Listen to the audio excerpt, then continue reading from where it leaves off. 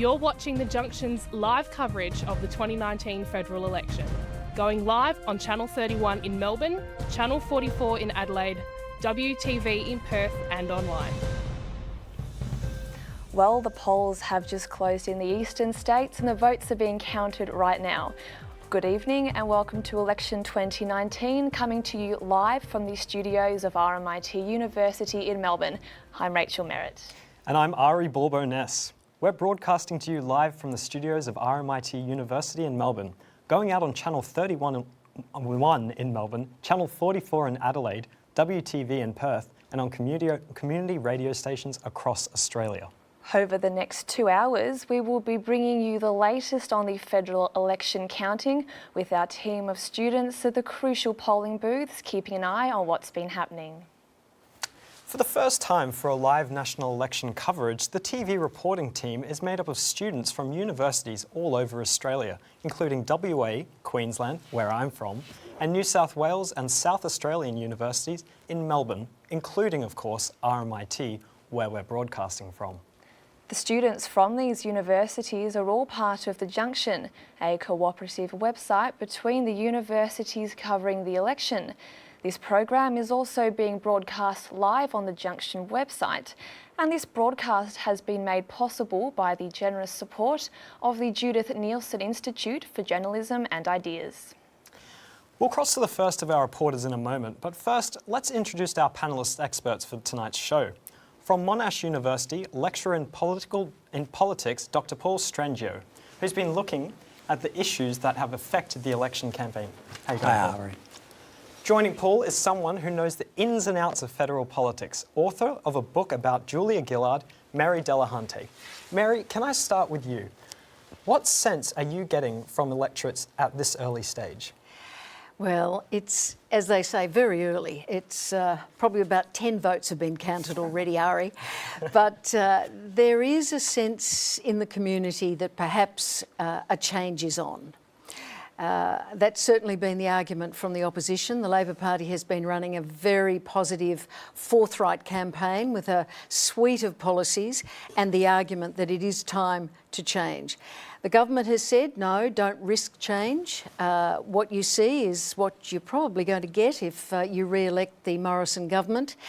But there is a feeling that the climate issue has been predominant this time, and also that more young people have enrolled to vote, and who knows which way they will fall. But in the past, of course, the younger the voter, the more progressive has been their choice.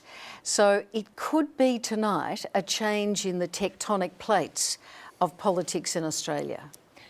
Well, Mary, we know from the state election last year, Victoria Votes, you were able to predict a Labor landslide win. Do you think that Labor will have the same luck tonight? Well, of course, I am influenced because I'm Victorian, and this is a very progressive state, as we saw last November. A state that is interested in climate change, same-sex marriage, for example, fairly keen to see some changes around climate change policy in particular, but also education and health and big spending in that area. So I think that in Victoria, the Labor Party will do exceptionally well. The other states are a bit harder to call. Queensland is a mystery to me. I'm sorry, Ari, but it's an absolute mystery to me. And New South Wales, I think, will hold for both parties. There won't be much change there. Well, just looking around Australia, people in South Australia still are going to the booths right now. Do you think that the results in the eastern states might affect the way they vote? Not in South Australia. Oh, they're very independent in South Australia. They make up their own mind, is my experience watching these elections. Perhaps in the West it might be different. But I think certainly in South Australia they have a long history, and Paul will know more about this than I, a long history in voting independent of the rest of Australia, particularly the eastern states. Paul, would you like to weigh in on this? Well, I think it's true that there's considerable regional variation between the states, and Mary has already noted that Victoria is a very different place politically, and it has a very different political culture. For example, Western Australia or Queensland, Victoria is now dubbed the Massachusetts of Australia, to say, in other words, that its orthodox position is now to be progressive, default Labor, if you like, and certainly the history since 1980 very much confirms that. In Victoria, Labor has won the two-party preferred vote here 12 out of the last 14 federal elections. But this is a national election, so we will see a lot of variation between the states. I think if Labor wins tonight, and the polls certainly suggest that, they've all landed now on around the 51.5 mark, and that would suggest a reasonably narrow but still workable majority. And I think to not see now a Labor victory, given that all the polls have now pretty well landed on that mark, would suggest a pretty fluky result, and you've got to go in for some pretty strange assumptions about how the coalition could now hang on to government. But I think if it does occur, that Victoria will probably be the bedrock of a Labor victory. So, Paul, you said that Victoria has quite a different political culture to the rest of Australia. As we're broadcasting from Victoria tonight, could you tell us a bit more about that? Well, it is the most progressive state, and we're particularly talking about Melbourne, of course, and this is a product of history, it's a product of demographics, it's a product of multiculturalism, and we see it reflected in so many different ways. The votes in the recent same-sex plebiscite, we see it, even reflected in things like protests. Victorians are naturally, I think, more progressive, more concerned about some of the issues that are seen on the progressive side. And climate change is clearly an issue that has become to exemplify that, and I think will be reflected again in this result here. The Liberal Party is struggling here in Victoria, and one of the reasons undoubtedly has been the view, and this includes voters who normally actually side with the Liberal Party. This is the view that the Liberal Party has dropped the ball on that, has been paralysed, divided. And we saw, I think, a sense of this obviously at the state election, and now the key question is, will that also be manifest tonight federally? Paul, we're seeing a lot of early voting. What do you think that indicates for the government? And Mary, I'd like you to jump in on that as well. Look, it is true, and it looks like almost maybe 1/3 of voters, around 30% of voters will have cast an early ballot. This is a trend now. It's been building. We're seeing it both at federal elections and state elections. I don't necessarily think we should read too much into it. There's some belief out there, this shows there's a whole lot of people just waiting with their baseball bats and they've wanted to race to the polling booths to whack the government over the head. I don't think it. I think it's more just a change in voting behaviour. This has now been normalised as a way to vote, and it is one interesting element of this is what issues it creates for the count tonight. We saw in the state election again in November, large pre-poll vote. Because those votes tend to come in late and they're hard to incorporate, it can cause some bumps in the count about mid-evening. Okay, we're going to have to just quickly move on from that one. Dr. Paul Strango, Mary, thank you for your insight. We'll be hearing from you across the evening. Feel free to interrupt us at any point with whatever you get coming in. Happy to do so. Thanks. Now we'll cross to Jesse Burns in the green room. He'll give us a rundown on what the key seats playing in this election are. Jesse. Yes, thanks guys. Well, Scott Morrison and Bill Shorten come into tonight's battle not only for the Prime Ministership, but also perhaps to decide the future of their political careers. Both entered politics at the 2000 election and have been shaping the parties they now lead pretty much ever since. Their rise, one could argue, almost mirrors each other. Morrison took the reins after the Turnbull government found itself in turmoil, and Shorten rose to the leadership out of the Rudd-Gillard saga back in 2013. At the end of this campaign, one will be Prime Minister and the other's political career, well, it might just be over. Which way will this election swing? We can take a look at some key seats now. So as you can see over here, there's a state in particular that Shorten will need to conquer, and that is Queensland. There are 30 seats up for grabs. Liberals hold 21. 4 are in regional Queensland. For all 4 of these seats, the Adani coal mine looms as a very divisive issue. Scott Morrison's hopes of holding and winning the seat of New South Wales is looking positive after the re-election, after the Berejiklian government. Tonight, keep a close eye on Liberal-held seats, in particular Banks and Reid. These seats were won by tight margins in 2016, and both look as though they may swing come the end of tonight. In the last election, Malcolm Turnbull did a great job at reducing Liberal losses in South Australia. 2 key seats include Boothby, the state's only marginal seat, and Sturt, which is held by the outgoing and ever-charismatic Christopher Pyne. Looking closely to where we are broadcasting right here in Victoria, the Prime Minister will be looking at 2 seats in particular, and that is Dunkley and Corangamite.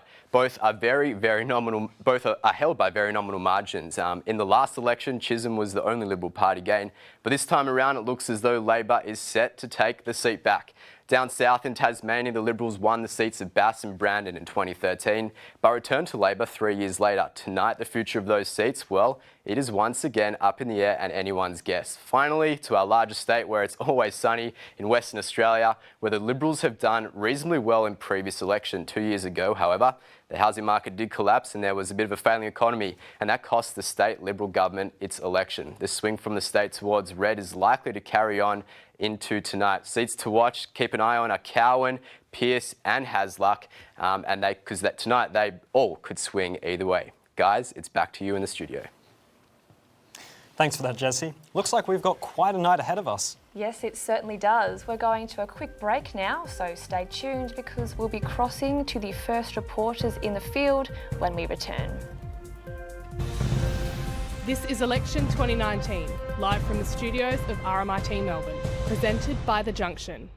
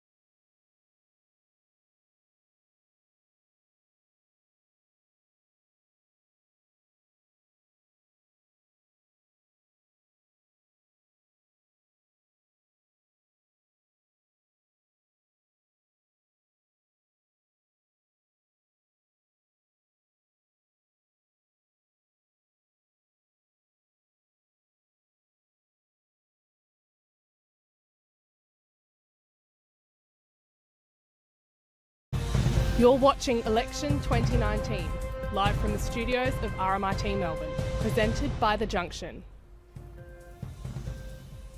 Welcome back. You're watching Election 2019 presented by The Junction, coming to you live from the RMIT studios in Melbourne.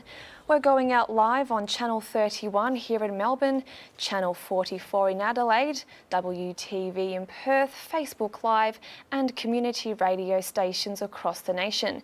Now I bet you're glad you stayed with us because we'll be McCrossin live to our reporter River McCrossin, who's camped out at the Liberal headquarters in Gilmore, New South Wales. River, what's the latest?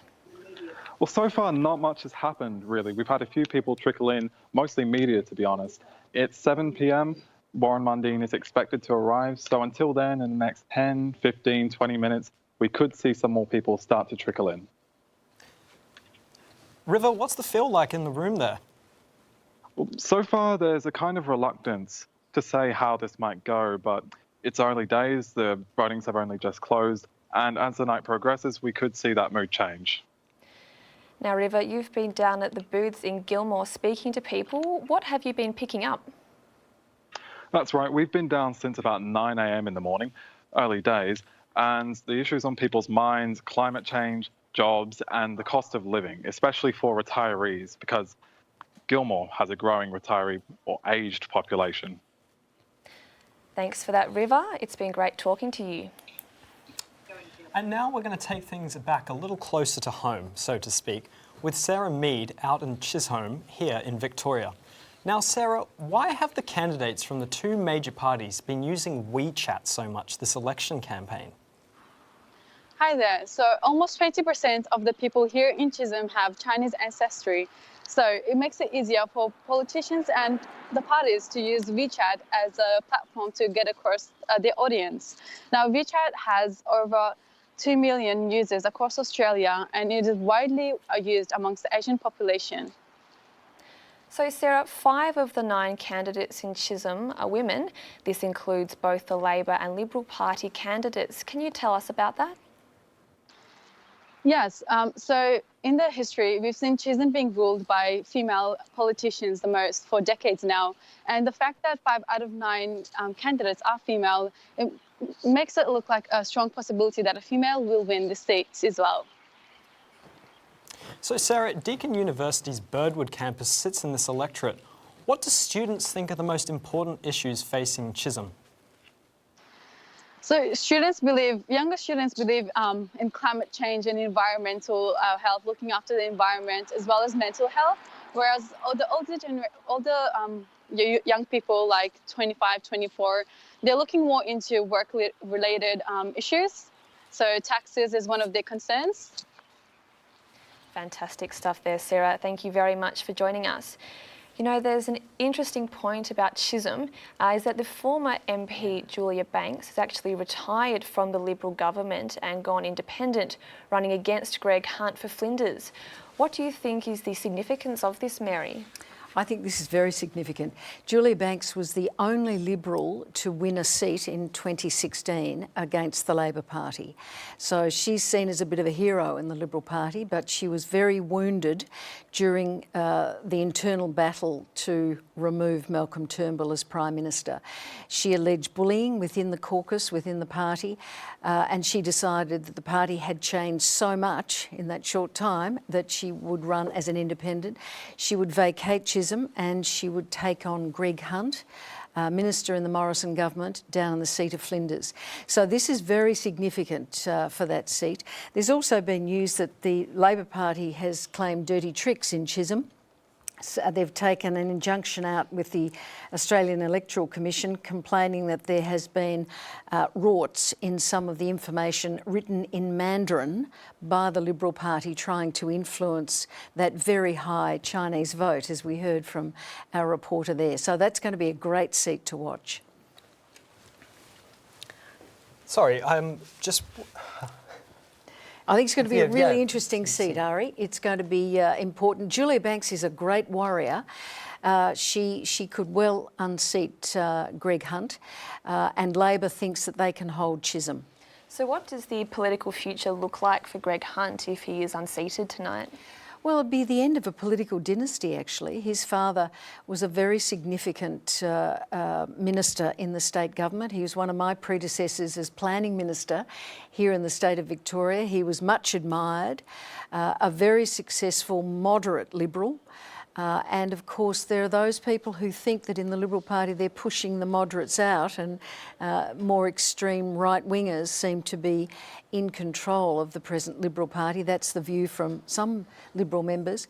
I think it would be a shame to lose the Hunt family from politics, but he certainly backed Dutton in that leadership coup which saw Morrison come up through the middle. So he was damaged in that in many people's eyes.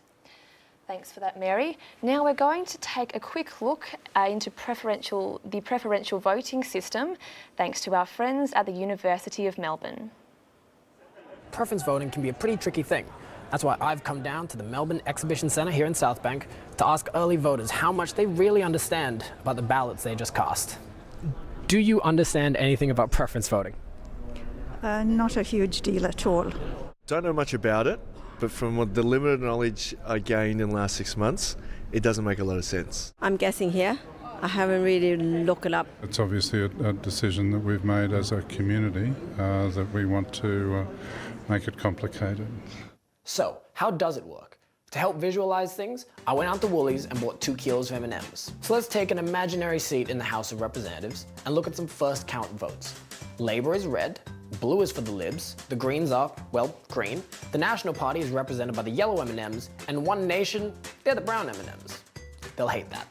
After counting first preferences, Labor's in the lead with 35% of the vote. But because an absolute majority of 50% is needed, they haven't won yet. So we take the party with the fewest first preference votes and look at all the second preferences on their ballots. In this case, let's say One Nation splits that between the Libs and the Nationals. Then we redistribute. Still no 50%? That culling and recounting keeps going until one party is able to form an absolute majority and takes the seat. So what's the point? I asked Dr. Clayton Chin at the University of Melbourne to help me out.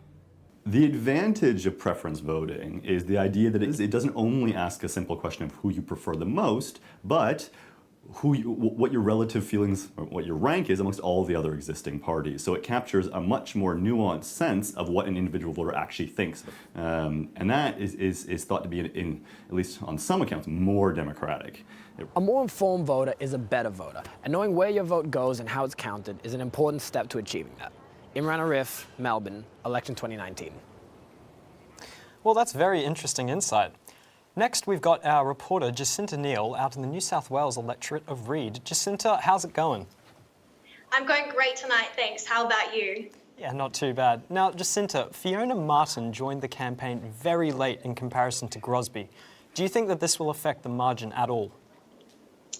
I think it will have an effect on the margin.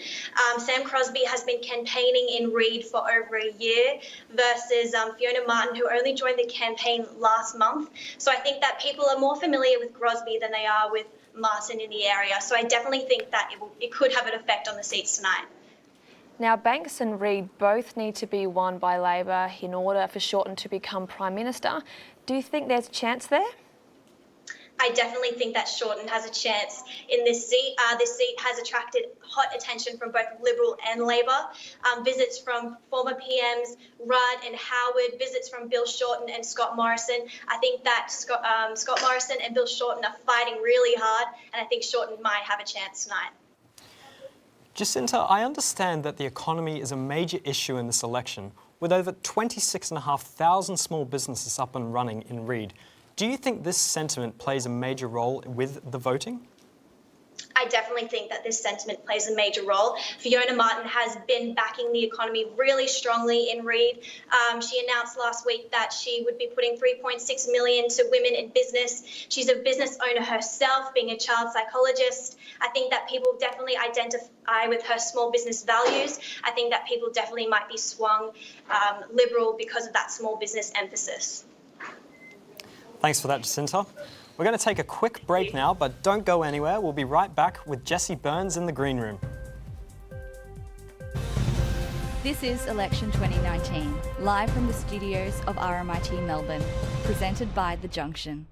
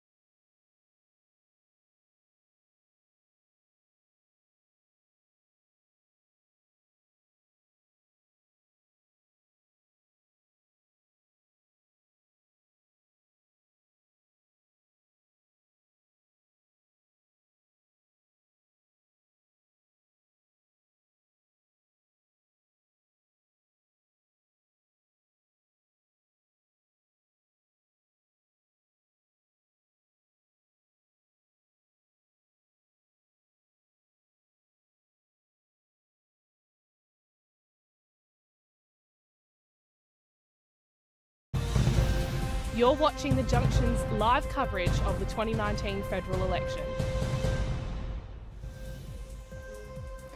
Welcome back to Election 2019, presented by The Junction, the only national election broadcast brought to you entirely by university students. That's right, Rachel. You're with us live on Channel 31 in Melbourne, Channel 44 in Adelaide, WTV in Perth, Facebook Live and community radio stations across the country. We're going to jump straight back into the action now with our statsman Jesse Burns over in the green room, who's going to give us the take on the double dissolution from 2016. Jesse. Yes, thanks guys. Well, yeah, I am the stats man. So let's take a look back at 2016. In 2016, the Turnbull government clawed its way back into office with 76 seats, a majority by just one seat. Not much of a majority if you ask me. Labor ended that election with 69 seats, but had gained a lot of ground, winning 14 seats from the coalition. 2016 also saw the highest ever percentage of primary votes given to minor parties at 23% compared to Labor's 35% and the Coalition's 42%. The Greens, the Xenophon team and the Katter's Australian Party all won single seats in the House of Reps.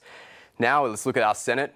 It took vote counters 4 weeks to finalise the results, with a record 20 crossbenchers elected, along with 30 Coalition and 26 Labor members. But over the last 3 years, as I'm sure many of you are aware, the Parliament of Australia has changed quite dramatically. The political landscape today is quite different from the one Turnbull faced 3 years ago. By-election and seat reshuffling have changed the government's majority.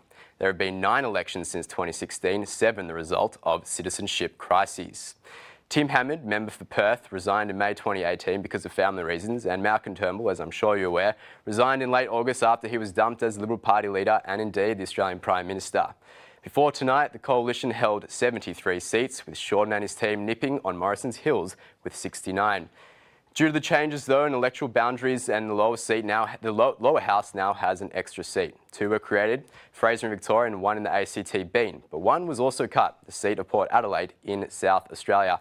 This means there are now 151 seats in the House of Reps, and 77 seats are needed to win a majority in this government. Guys, it's back to you. Thanks for that, Jesse. That was Jesse Burns there, bringing us up to speed on the need-to-knows of the election since 2016. We'll now cross live to Josie Douglas, who's in Cooper, formerly known as Batman.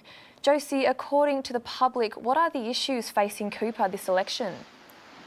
The big issue that's facing Cooper is climate change. We've asked a lot of people in the electorate, and they've said climate change is the biggest issue and what the government are doing about it.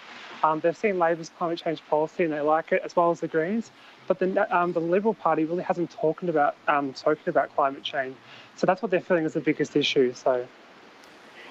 And Josie, what are the chances of this being a marginal seat after the election?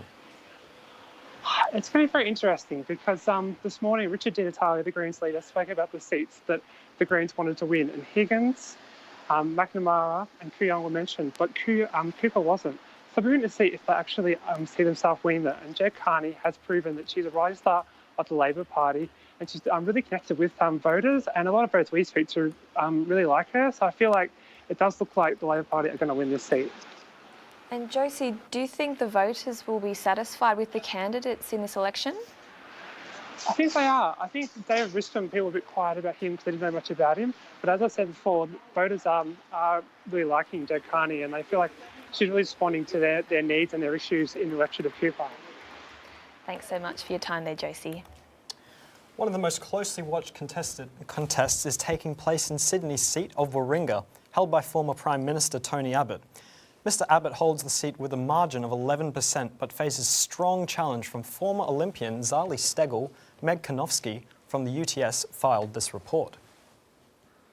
The Warringah electorate is home to sand, surf, exclusive boutiques and almost 150,000 residents.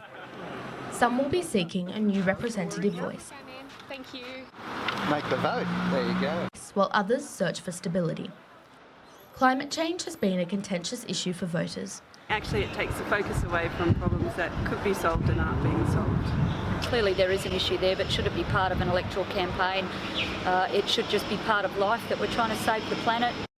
The reality is the IPCC stated that if we reduce by 45% by 2030 on 2005 levels, we would have a 50-50 chance of remaining at 1.5 degrees of global warming. One issue the candidates can agree on is the potential for the Northern Beaches Tunnel to solve local congestion and get locals moving on the roads. Different polls have given contrasting projections for results in this seat, but despite facing his smallest margin in years, Tony Abbott is confident voters will trust in his political experience. Look, I've never taken this seat for granted. I've never been complacent, but I'm quietly confident. I think I've never had more enthusiasm and never had more energy for the job, and I hope that once more the people of Warringah will put their trust in me. And how do you explain the momentum behind Zali Euston's campaign? Well, let's see just how much momentum there turns out to be. Will Tony Abbott and the Liberal Party's decades-long grip on Warringah be broken by a candidate with no political experience? Only time will tell. Then you guys will all be able to say, oh, what a waste of money. Meg Konofsky, The Junction. That was great coverage. Mary, would you like to add in on that? Well, it's going to be an interesting election. If Tony Abbott does lose that seat of Warringah, it truly is a change of the guard, because if Tony loses that seat and an independent takes it from him, you'll have Tony Abbott leaving the parliament. You've had Julie Bishop leaving the parliament, who was deputy leader.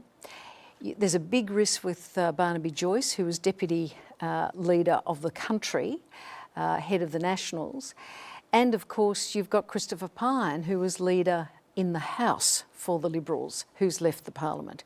So there's big changes. It's physically going to look very, very different. Thanks for that, Mary. Right now, we're crossing to Braden Jason, who's coming to us from our government's Home Affairs Minister, Peter Dutton's seat of Dickson, up in the Sunshine Coast. Now, Braden, Dickson has been a hotly contested seat in past election. How is this year stacking up? Today is definitely living up to expectations. It's gearing up to be a close race between the 18-year member for Dickson, Peter Dutton, and his competitor, Ali France from Labor. I can tell you that Labor needs a 1.7% swing to overthrow Mr Dutton, who is clearly a scalp that Labor wants to take. But at the moment, it's too close to call, so we'll fill you in with how the night unfolds. Braden, can you tell us a little about the electorate?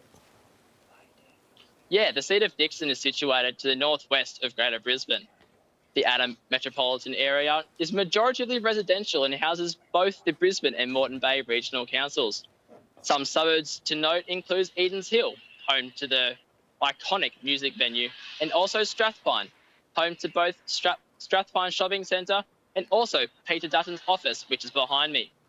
Peter Dutton's office was infamously vandalised back in 2018 during his failed prime ministership attempt. This is obviously not the first time Dickson has been in the national spotlight, and it will continue to do so as the night goes on. Now, Braden, Peter Dutton has held the seat for many years. Do you think it's likely he's going to regain his seat tonight? Peter Dutton has held his seat for Dickson since 2001, and during that time he has been both the Immigration Minister and also, in more recent times, the Minister of Home Affairs. I can tell you that the people of Dickson clearly love their member, which is why they're voting him in time and time again. But also, as I mentioned before, Labor is out for Mr Dutton, and this seat will help them gain the majority of the coalition. But obviously at the moment it's too close to call, so we'll keep you up to date from Dickson. So what has the vibe been like amongst voters at Dickson booths today? Well, not even the rain today in Dickson could cut through the tension at voting booths. In talking to a multitude of voters and volunteers, only one brave Greens member would speak to us. This just shows how close the race is going to be between the two major parties, and it could come down to minor party preferences such as the Greens to decide who will become the coalition. Fantastic stuff there, Braden. Keep up that good work. We have one more interstate trip to make before our break. We've got Kelly Royal in the electorate of Sydney. What's the atmosphere like where you are? Well, we're outside here at Alexandria Erskineville Bowling Club where the Labor Party are having their volunteers party this evening. Now, we are starting to see people come in straight from the polls donning their purple Tanya Plibersek shirts, and now they'd be looking for two outcomes this evening. Now, the first one, of course, is for Tanya to regain her seat in the election of Sydney where we are. And the second one would be for Labor to win the election and become the governing party of Australia. Now, for Tanya's seat, that is looking very safe at the current time. Even before polls opened today, she held in the two-party preference in the last election. She held it by a 15.3% margin, which is huge. As for Labor taking the government, now that is closer. Our last news poll showed Labor ahead 51.5 to 48.5%. So that one's looking to be a tighter race, and hopefully we will hear from that tonight in terms of pre-polling, and that may extend it a little bit. And how do you think things are shaping up for Tanya Plibersek? Well, Tanya Plibersek has held the seat since 1998, and before that it was considered a safe Labor seat as well. So it is looking good for her. Interestingly enough, the two following parties, the Liberals and the Greens, both put candidates in their late 20s, which is quite young. They may be trying to connect more to the demographic, with the median age of the Sydney electorate 32 years old. So they're potentially trying to connect to that. Now, as I said, Tanya is extremely popular. On primary votes alone, she had the last election by almost 43%, which is huge. But also she'd be looking to take on further roles if Labor were to win government. Now, she's currently Shadow Minister for Education and Training and the Shadow Minister for Women. So it would be suspected that she would move on and become the minister in those areas. And now she's currently also the Deputy Opposition Leader. No, the natural progression there would be to become the Deputy Prime Minister, which would be very exciting.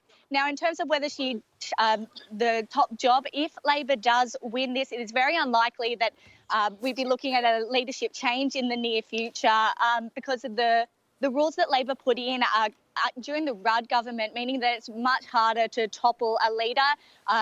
It would need to be 75% of party votes to change the leaderships. But if they do lose and they remain in opposition, that does drop down to 60%. So it could be possible that we might see a leadership change then. But whether Tanya would chuck her hat in the ring for that, we couldn't really say. We did just see a leadership change in the Labor Party on the state election after a loss. So we'd have to wait and see what happens from there. Thank you for your time, Kelly. We're going on to a brief break now, but don't go anywhere because we've got some exciting electorate coverage coming up after the break. This is Election 2019 with nationwide coverage from journalism students from across Australia.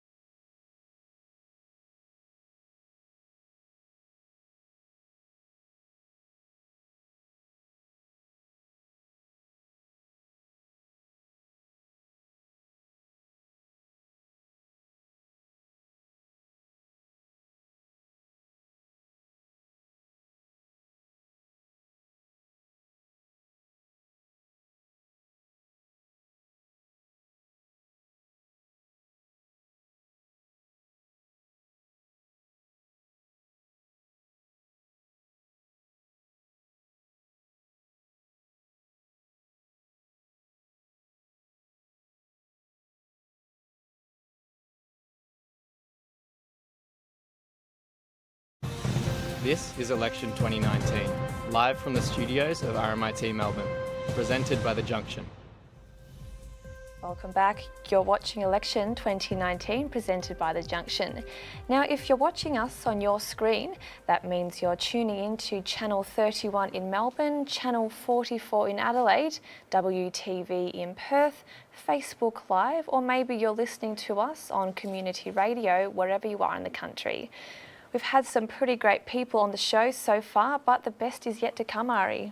It surely is. We've got Lachlan Gray now at the heart of Tony Abbott's electorate of Warringah. How's it looking for us out there, Lachlan?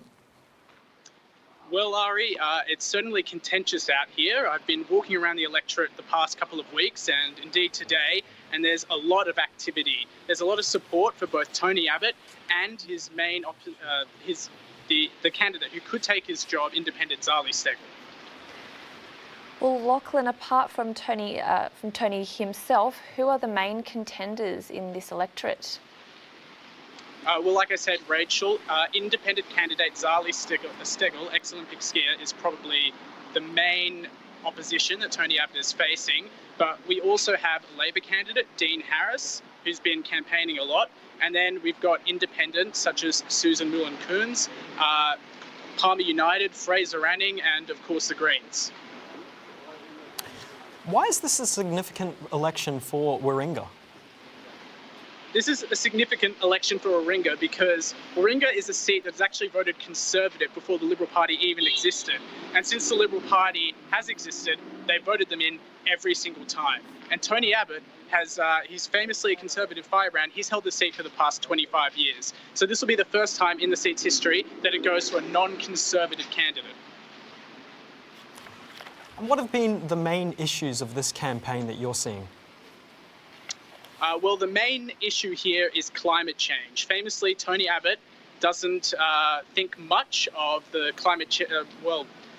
the movement for action on climate change. Zali Steggall is actually more progressive, you would say, on the issue than the Labor opposition. She's moving very hard in the climate change area, and that's something that locals here care a lot about. Yes, thanks for that, Lachlan. Well, it sounds like Tony may have a bit of a fight on his hands tonight. Thanks for that. Now, Paul, I wanted to ask you, what do you think Abbott's loss would symbolise, given that he's become the visible face of the Liberal Party's Conservative faction? I think it would be a very important moment, particularly if the Liberal Party then loses government tonight, because we can expect that there'll be a period of intense soul-searching within the Liberal Party and quite likely something of a conflict between the different ideological elements within that party, and the loss of Abbott as a very high-profile social conservative in the party, and potentially the fact that what this symbolises in terms of a seat like Warringah. These are inner-urban, blue-chip Liberal seats. I think it's the second most affluent seat in Australia. But if those seats are now turning against the Liberal Party, and we might also see this replicated in places like Higgins and Kooyong, and we'll watch the swings there, a gulf between its constituencies. We heard a lot in the past about Labor's problems in balancing the outer suburbs and the inner city, where the Greens have been challenging Labor. But that problem is now being mirrored, I think, for the Liberal Party. So the question is, which way does it head? My answer was it has to head back into the centre, because the centre is where Australian politics has always fought and won. And the key question for the Liberal Party, possibly out of tonight, will be, have they shifted too far to the Conservative edge, and what do they do now? Because another element of this, they're also losing a lot of progressive members, have actually gone even before tonight's campaign. So I think we're going to go through an intense period of soul-searching and potential inner conflict in the Liberal Party about deciding what sort of party they want to be and how they balance, as they've always had to balance, those conservative and liberal impulses. I think there'll be blood on the floor. if they lose in the Liberal Party. I think it'll be very, very nasty. As you've described, Paul, there's been a battle for the soul of the modern Liberal Party, and they've moved very far to the right. It has been said. And that was the battle between the Abbott and the Turnbull forces. What is the soul of the Liberal Party? Is it in the centre or is it on the right? And I think if the party loses tonight and loses badly and loses those key blue chip seats that you've just mentioned, I think Tony Abbott will be lined up by a lot of moderates and said, you're responsible. And you know, 25 years, a quarter of a century, he's been representing this particular electorate. And his views on climate change have flip-flopped all over the place. But I think he's missed the zeitgeist. He missed it on same-sex marriage. He certainly missed it on women, and women are going to play a really important role in this election in some of those key marginal seats. And he's missed it, in the view of many Liberals, on climate change. It's going to be fascinating to see if Zali Steggall can make that big change. Thanks so much for that, Mary and Paul. Now, we're going to the New South Wales coast now, where healthcare is one of the key issues in the seat of Gilmore. Both the Prime Minister and the opposition leader have announced increased health spending in the electorate. Patrick Bell from the University of Wollongong is from Nowra. It seems one issue this election has caught plenty of voters' attention in the ultra-marginal seat of Gilmore. Hello, Fiona. The parties know it as well. Opposition leader Bill Shorten used a visit to Nowra to announce $250 million to reduce waiting times and improve follow-up treatments, a visit welcomed by Labor's candidate in the seat, Fiona Phillips. And I've lost count of the amount of people that I've met that have been waiting sometimes for a couple of years for elective surgery. We need to give patients options to be treated closer to home in these super clinics rather than all just being admitted into hospital. The visit came just 3 days after the Prime Minister pledged $128 million for the nearby Shellharbour Hospital. Liberal candidate Warren Mundine has been talking up his side's track record on health spending. The coalition government's been pumping a lot of money into health. It's been record amounts of money. You're looking at the record amounts also for the PBS. The health of the nation is always a big issue, and it seems like both major parties are making a play for people's votes on that very issue right here in Gilmore. The only question left, of course, is which side wins more votes. Patrick Bell in Gilmore for election 2019. Now from La Trobe University in Melbourne, we have Cody Matheson-Lowe reporting live from the electorate of La Trobe. And Cody, what does the Labor Party actually promise for the district this election? Hey guys, so the Labor Party has promised a better education system out here in the La Trobe electorate. So we're up here at Pakenham Secondary College, and it's interesting to note that this place does seem to need a bit of an update. And in the more upscale areas such as Pakenham and Berwick is the same, but also pushing out towards the more regional areas of this electorate, such as Jambrook, which moves closer towards the South Gippsland area. Now, Cody, apart from the two major parties, which independents have been running, and what does that say about the area? It's interesting to note that there are three very conservative independent parties out here that didn't run last election. So that would be the Pauline Hanson's One Nation. That would also be the United Australia Party and Rise Up Australia. So it'd be interesting to see how that affects the voting. Now, the Liberals are expected to win by about 1.8% from News Poll. So it does leave a bit of room for Labor to win. Thank you, Cody. Don't forget to stay warm out there. Will do. Now we're going out to our friends in Adelaide. Now we have Nick McGrath with the latest from Boothby, where there seems to have been persistent rumours of a swing to Labor.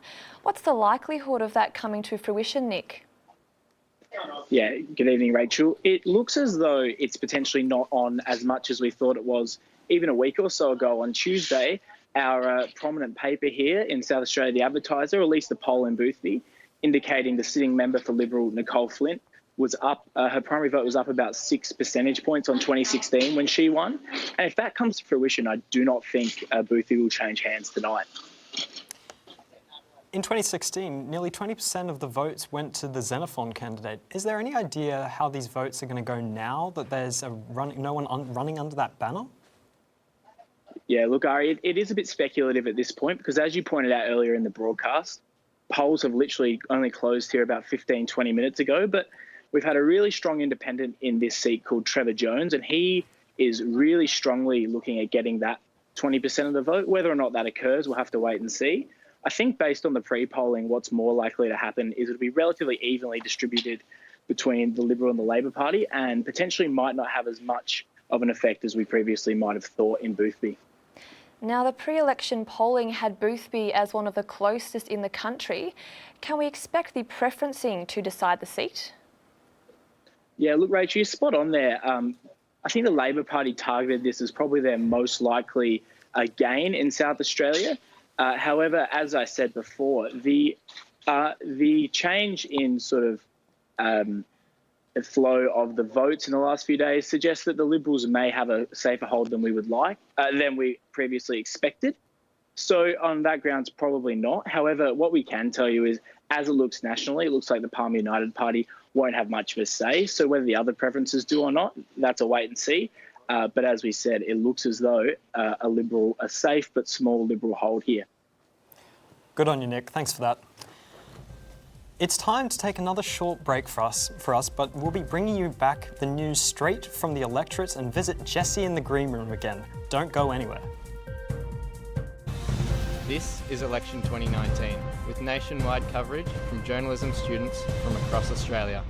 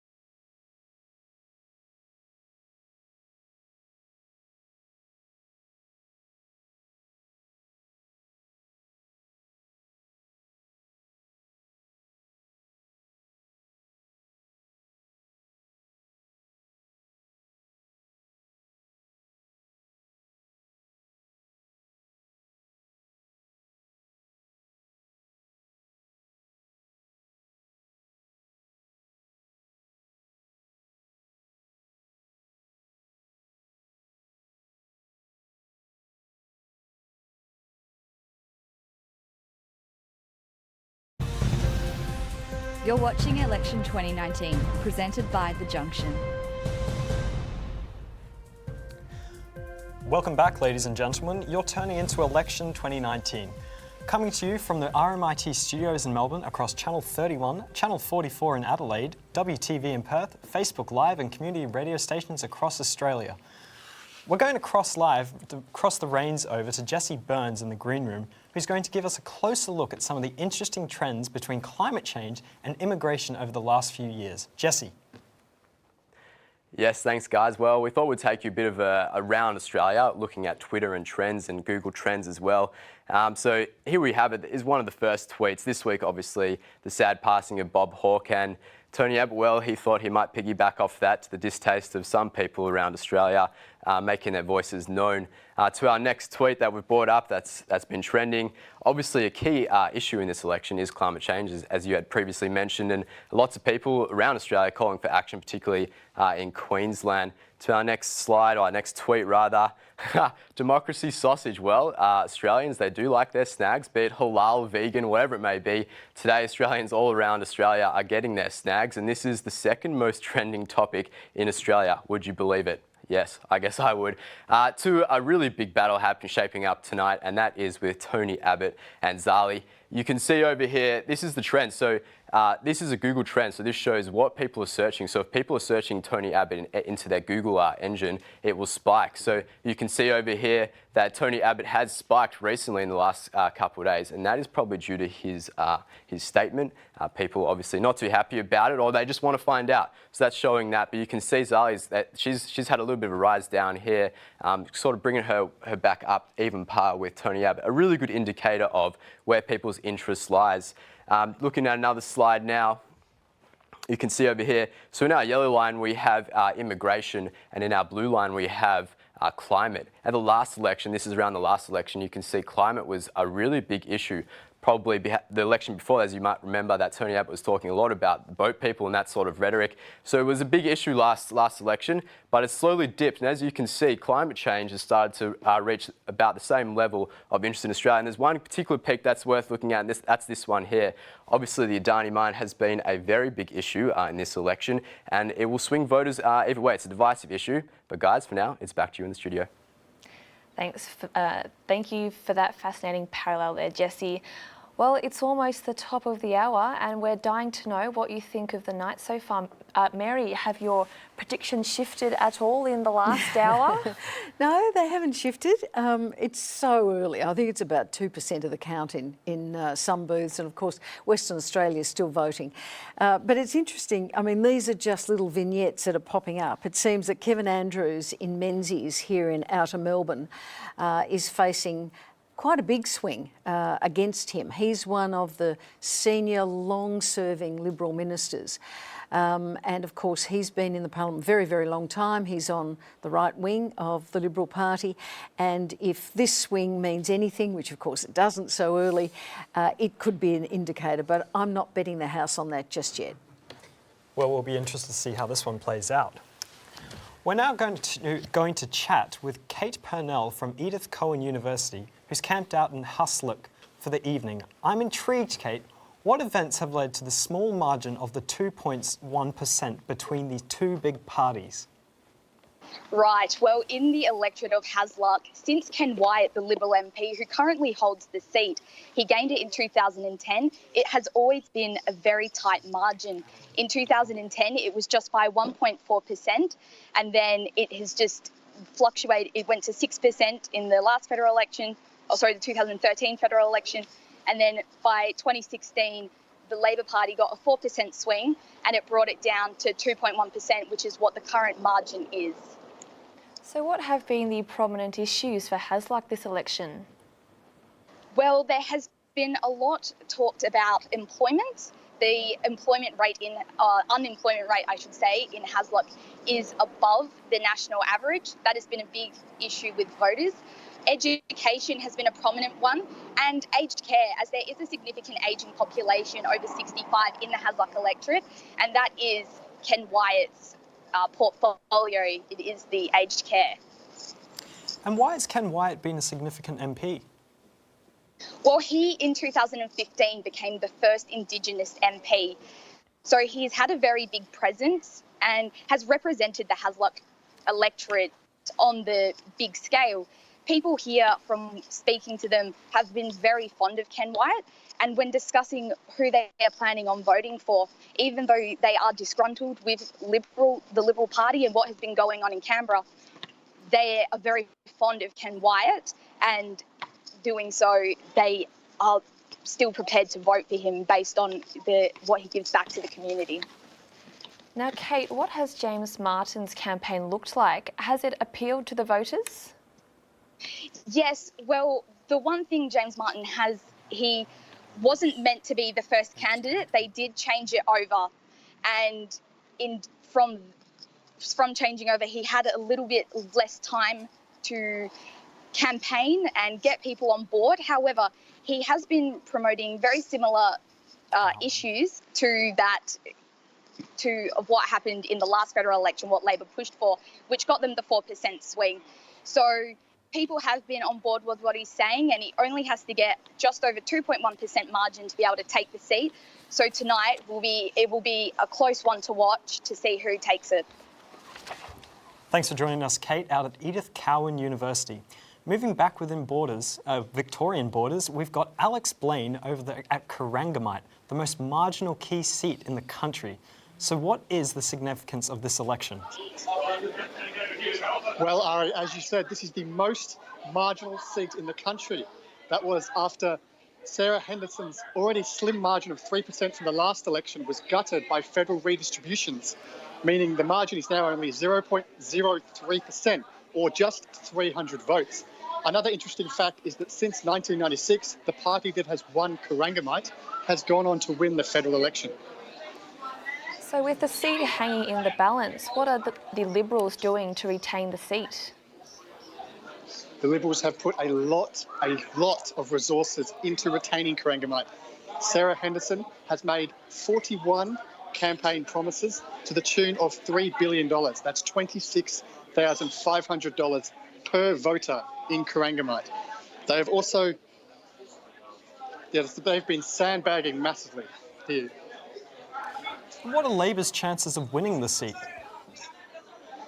Well, Labor will be feeling very confident going into this, thanks to a lot of things going their way. Just last night, Damien Cole, an independent candidate, changed his preferences from a split vote to Labor. Libby Coker was also nicely put second on the ballot, whereas Sarah Henderson was put lower in the ballot. Libby Coker has also been canvassing just as much locally as Sarah Henderson. She's made 14 promises with about $34 million, half of which is going to redeveloping Torquay Hospital. So what would you say are some of the biggest issues concerning voters in Corangamite, Alex?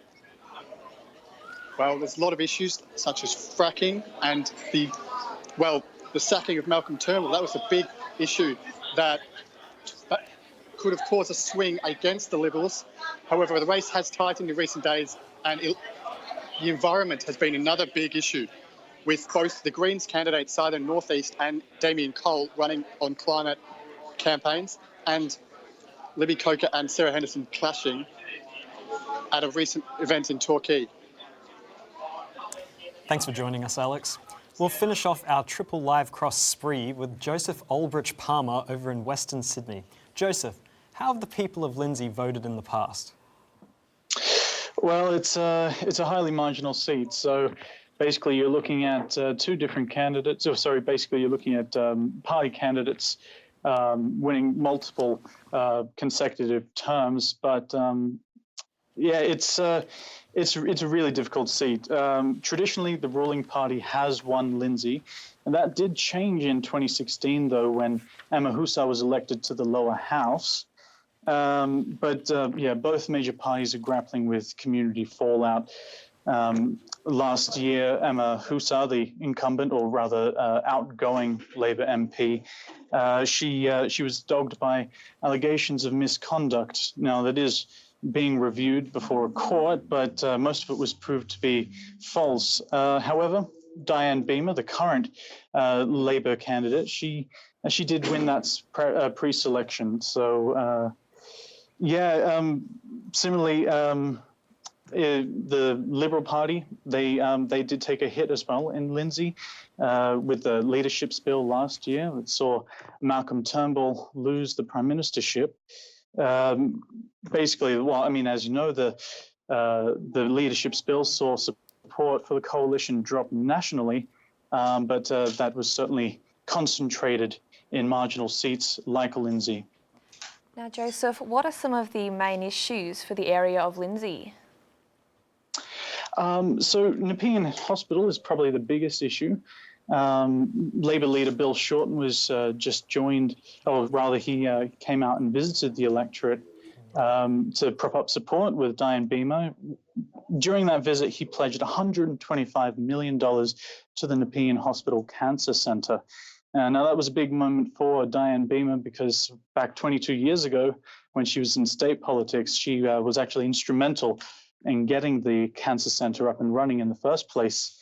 Hopping over to the Liberals, though, Melissa McIntosh, the Liberal candidate, who she has a background in affordable housing and homelessness advocacy. So it was a great thing for her when Prime Minister Scott Morrison dropped into Caddens, a part of the Lindsay electorate, to announce the first home loan deposit scheme, which basically gives first home buyers the opportunity to get into the housing market by making a deposit of as little as 5% on a home loan. Another massive issue is Western Sydney Airport. So the government, it's received bipartisan support, but the government committed $5.3 billion in equity to fully fund the development of the airport. It's looking at 28,000 direct jobs as well as about 18,000 indirect jobs. But Labor is hoping to push that indirect number higher, preferably by, through infrastructure such as public transport, train lines and whatnot. Thanks for that, Joseph. Now, Paul, given that Lindsay has a history of being a bellwether seat in Sydney's western suburbs and its related history of volatility, do you think the Liberals are targeting it in the hope that it could offset the losses somewhere else? Certainly, it's been one of the ones that the Liberal Party believes it could claim because of the problems that have occurred for the Labor Party, what happened to Emma Husser, the loss of incumbency. And we should always remember that incumbency is a very powerful thing, and therefore her having to retire from the seat has left it vulnerable for the Liberal Party, and it has looked across Australia to see where it might find potentially a handful of seats. We've repeatedly heard that there's a very narrow path back to government for the coalition, seats here and there, perhaps the most marginal seat in northern Queensland based on Townsville, Herbert, for example, but another seat like Lindsay, seats in Tasmania potentially. And so they have certainly focused intently on claiming it back, and they've been quite confident in the past week or so that it's within their grasp. So it's certainly one to keep a close eye on tonight. It's interesting that we're getting some movement out of Queensland. I think we said at the beginning, Ari and Rachel, that Queensland was going to be significant in this election. They've certainly held in Groom. That's been held by the Liberal Nationals. Their vote has increased by 7%. Now that's a very strong showing for the LNP. In Farrer, which is down on the Murray, and that's of course the issue of water and lack of water and dead fish, which you might remember. Susan Lee, who has 20 years in the Parliament, she was looking a little bit shaky against an independent. She has had so far a swing of 10% against her, but that's nowhere near enough for her to lose the seat. And also in Queensland, the Katter Party has held Kennedy. So the Conservatives are doing very well in Queensland so far. Thanks for chiming in on those, guys. We're now going to go to the heart of Melbourne, where Fatima Haloum is going to give us the latest from the Greens' stronghold. Helena, both of the candidates from the Labor's Clive Palmer were forced out in the last 2 weeks of the campaign over comments that they have made on social media and elsewhere. How likely is it that this will affect the result? Yeah, so the seat of Melbourne has always, for the past 9 years, been a strong and safe Green seat. The election is going to be very much driven by climate change, and Adam Bandt, so the Greens candidate, has been a big advocate for it, as was Luke Creasy, the Labor candidate, and he was forced out of the race due to comments he made on his social media. And the other candidates running as well won't really pose a threat to Adam Bandt or the seat of Melbourne because they joined the race quite late. and they've been running really low-key campaigns. So Adam Bant is most likely going to be re-elected into the seat of Melbourne. 1.6% of votes have been counted, and he does hold most of those at the moment. I believe it's over 50% so far. So yeah, that's what's been happening here. So Melbourne is a seat held by Labor since its inception. That was until Adam Bant won it and secured the Greens' first and still their only lower house seat in 2010. Now, how important is that seat to the Greens, given that voice it gives the party in the House of Representatives in what is a very tight parliament? Yeah, so previously the Greens only held one seat in the lower house, and that was Melbourne. But polls suggest that there could be an outside chance of 2 other electorates, and that would be huge for the Greens because that would then match their voice in the Senate. So it is important that they maintain this seat, and if it is a very close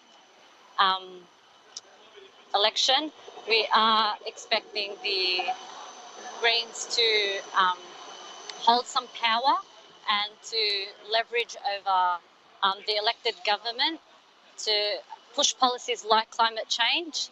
And yeah. Thank you for your time, Helene. We're going to give you the next 2 minutes of ad breaks, but don't worry, we'll be right back. You're watching Election 2019, presented by The Junction.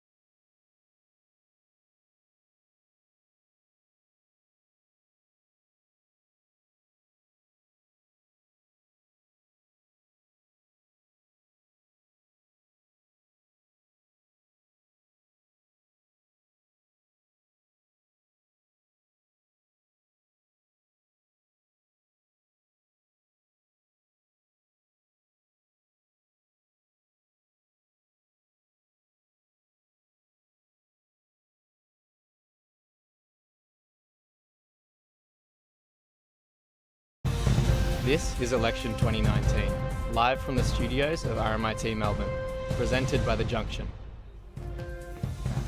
Welcome back. You're tuning to Election 2019, presented by The Junction. Now, we've had some breaking news for the seats of Queensland, and we'll throw to Mary Delahunty. Mary, what's the latest? Well, it seems that Queensland is holding for the Liberal National Party. Indeed, we've already mentioned Groom with a 7% increase on 2016. Maranoa is also been held by the Liberal National Party, Wide Bay, and also the seat of Wright, with a 4% swing to the Liberal National Party. In Wide Bay, 5.5% swing. Now, this might sound alarming. It's probably a correction, because you might recall that in 2016, Queensland swung violently against the Liberal National Party.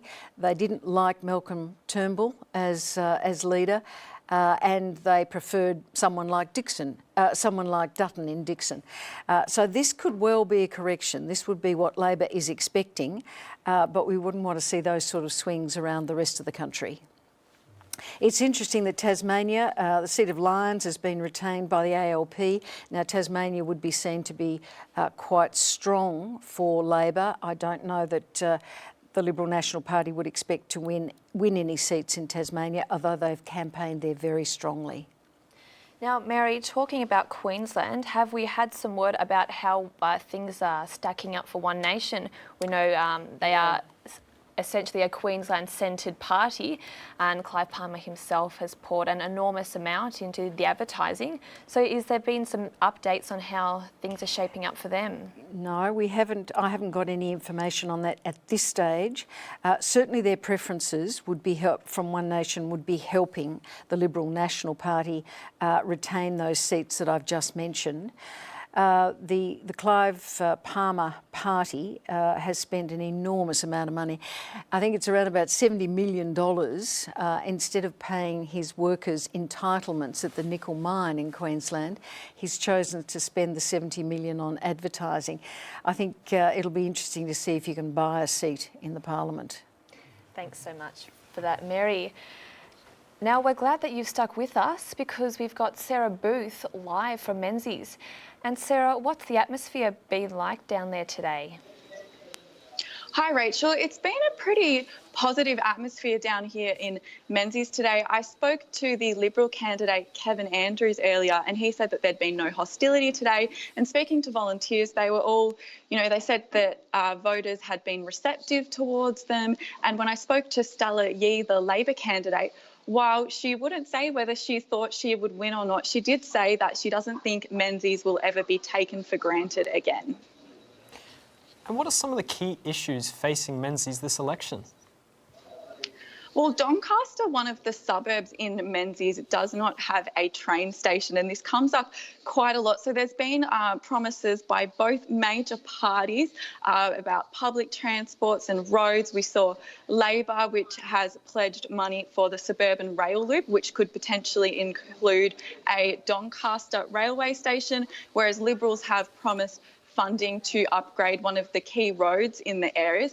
But moving away from the policy level, there's also been discussion around the Liberal candidate, Kevin Andrews. Get Up has been running a campaign, Vote Out the Far Right, against Mr Andrews.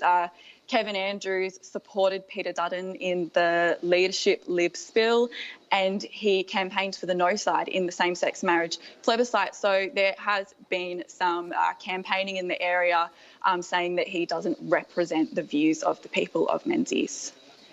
Now, Sarah, the boundaries for Menzies have changed since the last election. How likely is this to impact the results today? Correct. The boundaries have changed. Where I'm standing here in Eltham right now actually used to be part of the electorate of Jagga. So this area, unlike the other areas in Menzies, is much more pro-Labor. This polling booth that I'm at right now actually voted 53% in Labor's favour in the last election. So adding these regions to Menzies will have a bit of an impact, but not too much. ABC calculates that the Liberal margin with these new seats factored in would slip from 10.6% to 7.8%. So it won't impact the results enough to change who wins the seat. There would still need to be people changing who they voted for last time in order for us to see any impact. Brilliant. Thanks for that, Sarah. Staying in Victoria now, we cross to Brodie Everest from the University of Melbourne. Brodie, what's the situation so far? Well, here I am in Young Street, in the heart of Frankston, and Frankston really is the heart of Dunkley. At the moment, with 3.7% of the vote counted, Peter Murphy, the Labor candidate, is ahead of Chris Kruger, the Liberal candidate. We've been out at polling stations today talking to volunteers and voters, and one of the big messages is it has been very quiet. Clearly, a lot of people have been voting at the pre-polling centres. Also, Darren Hinch actually visited a polling station in Langwarrin today as well, which is quite interesting. Now, Brodie, how has this differed from the last election? Well, the big difference is a redistribution. In 2018, the AEC changed the boundaries for Dunkley, adding the northern suburbs of Carrum and Skye and removing the southern end, the Mornington end of Dunkley, meaning that it is now a notional Labor seat, whereas previously it was a notional Liberal seat and was held by the Liberals since 1996. And what campaign policies have really resonated with the voters in Dunkley? Well, it's hard to say. We've had a variety of responses when we've been talking to voters yesterday and today. There have been some big ticket items like the environment, like climate change and the economy, but there have also been some local issues such as health and aged care. Here in Dunkley, there are 2 major hospitals and there's a lot of care facilities and a lot of people work in those areas. So health is really an area that people have talked about, and it's an area that affects people directly here in Dunkley. Now, how much of an impact have the minor parties made? Well, it's difficult to say, but they've certainly been active here in Dunkley. Again, as Darren Hinch has been here, we've been seeing Hinch Party volunteers, and we've been seeing United Australia Party volunteers as well. Darren Hinch has preferenced the Labor Party, but the United Australia Party has preferenced the Liberals. So, look, they really could have an impact in this seat. Thanks for that info, Brodie. We're going to jump across in a few states and have a chat with Tilly Hannett out in Moncrief, Queensland. Tilly, who's the fan favourite candidate over there? Hi guys, I am here from the Bowls Club in Broadbeach, where Angie Bell here for the Liberal National Party of Moncrief Gold Coast will be celebrating hopefully her win. Angie, how much preparation goes into an election like this? An enormous amount of preparation, Tilly. There are hundreds and hundreds of volunteers who give their time to make sure that all of the polling booths are manned, that the candidates looked after, and that we know how to vote. Yep, and how confident are you in this election? Oh, look, there's no such thing as a safe seat anymore, Tilly, but I guess the margin here historically is quite large. Yeah. Angie is currently sitting at around 62% with her vote, and the candidate and the electorate from Moncrief has held the seat since 1984. Are there any big issues for the area?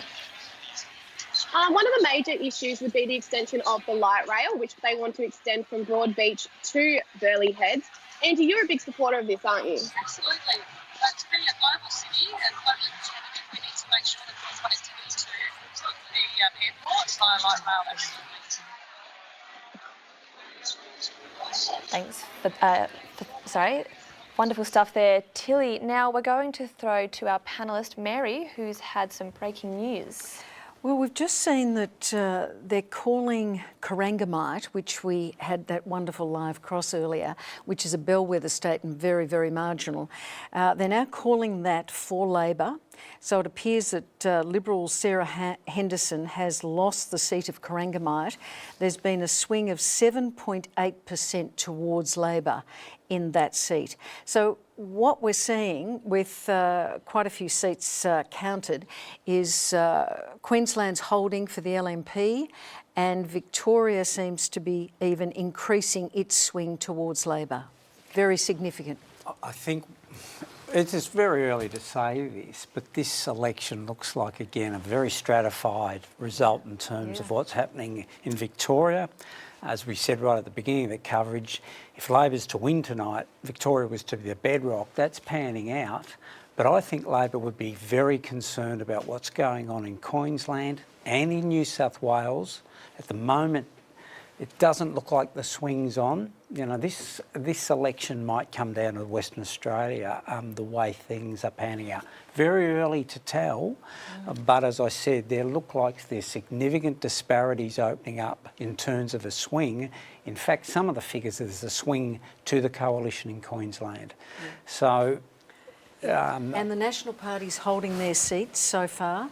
They're holding the seat of Riverina and Page. There was some concern that water would be a big issue in some of those seats, but it looks as though they're holding at the moment. It's a fascinating election. Taking it back to the Victorian turf now, we have Daria Impombato out in Macnamara, a key marginal seat in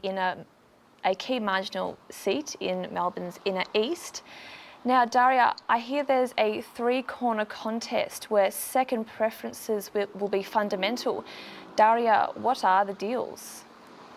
Yeah, so here in Macnamara, it seems like the Greens have gained a lot of support. Given that their voters are most likely to give their preferences to Labor, it is going to be very hard for Labor candidate Ashma to win unless she wins at the first preference stage. So was climate change a big topic in the electorate during this campaign? Absolutely. Just last month here at the St Kilda Town Hall, some environmental groups held a climate change forum, which was attended by a very vocal crowd of almost 700 people. And it seemed like the environmental policies advanced by Burns and Hodgins-May were more resonant with the crowd compared to those by Ashmore. Now, the Liberal candidate Ash Mora has been at the centre of many controversies. Can you tell us a bit more about that? Yes, so she was caught up in many controversies over the campaign, but she refused to comment multiple times.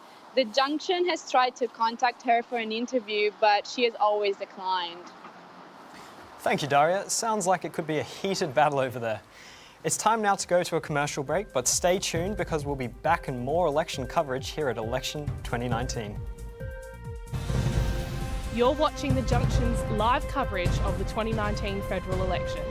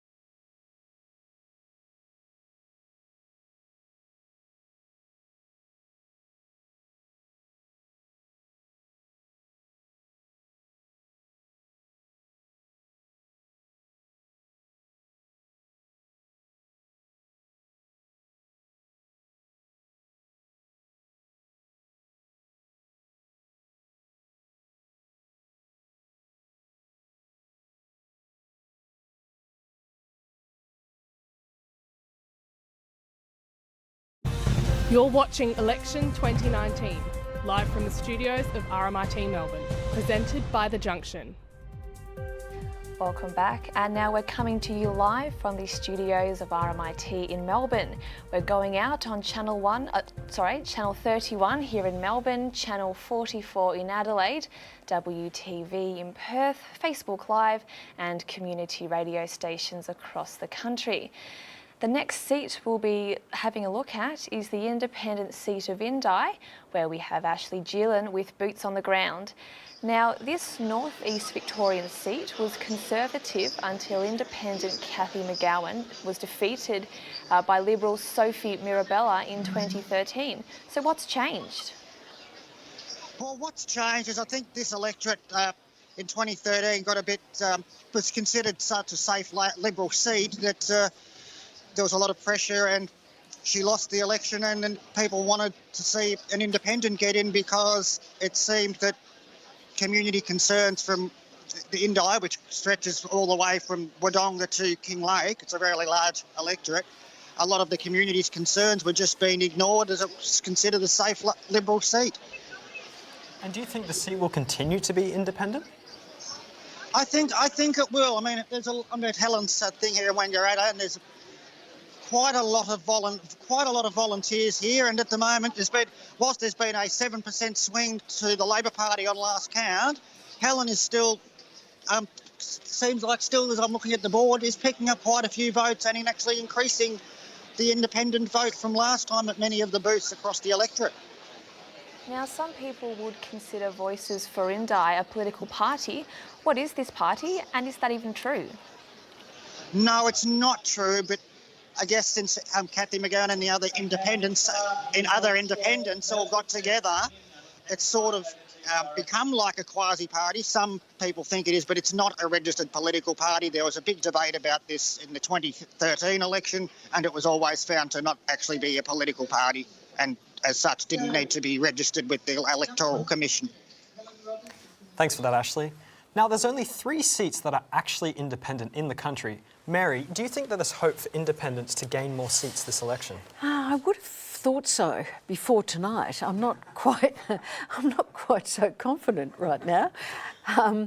But I think this election has been very presidential. You've had Scott Morrison running a one-man band for the Liberal Party, and you've had Bill Shorten front and centre as the Leader of the Opposition always does, but you've seen his cabinet. And I think people have seen quite a difference in the offerings of the two major parties. When that is the case, often the independents fall back a bit in terms of their support. The big difference, though, is in regional areas. There's an argument that not only the point that Paul made, that it's a very split country at the moment, north and south geographically, but it's also seemingly quite split between regional Australia and inner city or metropolitan Australia. And the independents could do well in some of those seats. Do you think that this one-man band, sort of dad-man ScoMo, it works better in the regional areas than in the metropolitan? Yeah, I do. I absolutely do. Yes, the sort of, the joker in the pack and a different baseball hat every day. At least that's a break, I guess, from the hard hats and the high vis, which they run around in mostly through the campaigns. But there was no one who could stand with Morrison, and that's what's interesting. The Prime Minister has done a Herculean job because his deputy, Julie Bishop, has resigned. She's leaving the Parliament. Senior ministers like Christopher Pyne, which we've already spoken about, well, he's leaving the party. Mr Dutton in Dixon is fighting for his seat and is not seen as terribly popular outside Queensland, so he wasn't on the hustings at all. Barnaby Joyce, who used to be considered the greatest retail politician in Australia, that's debated.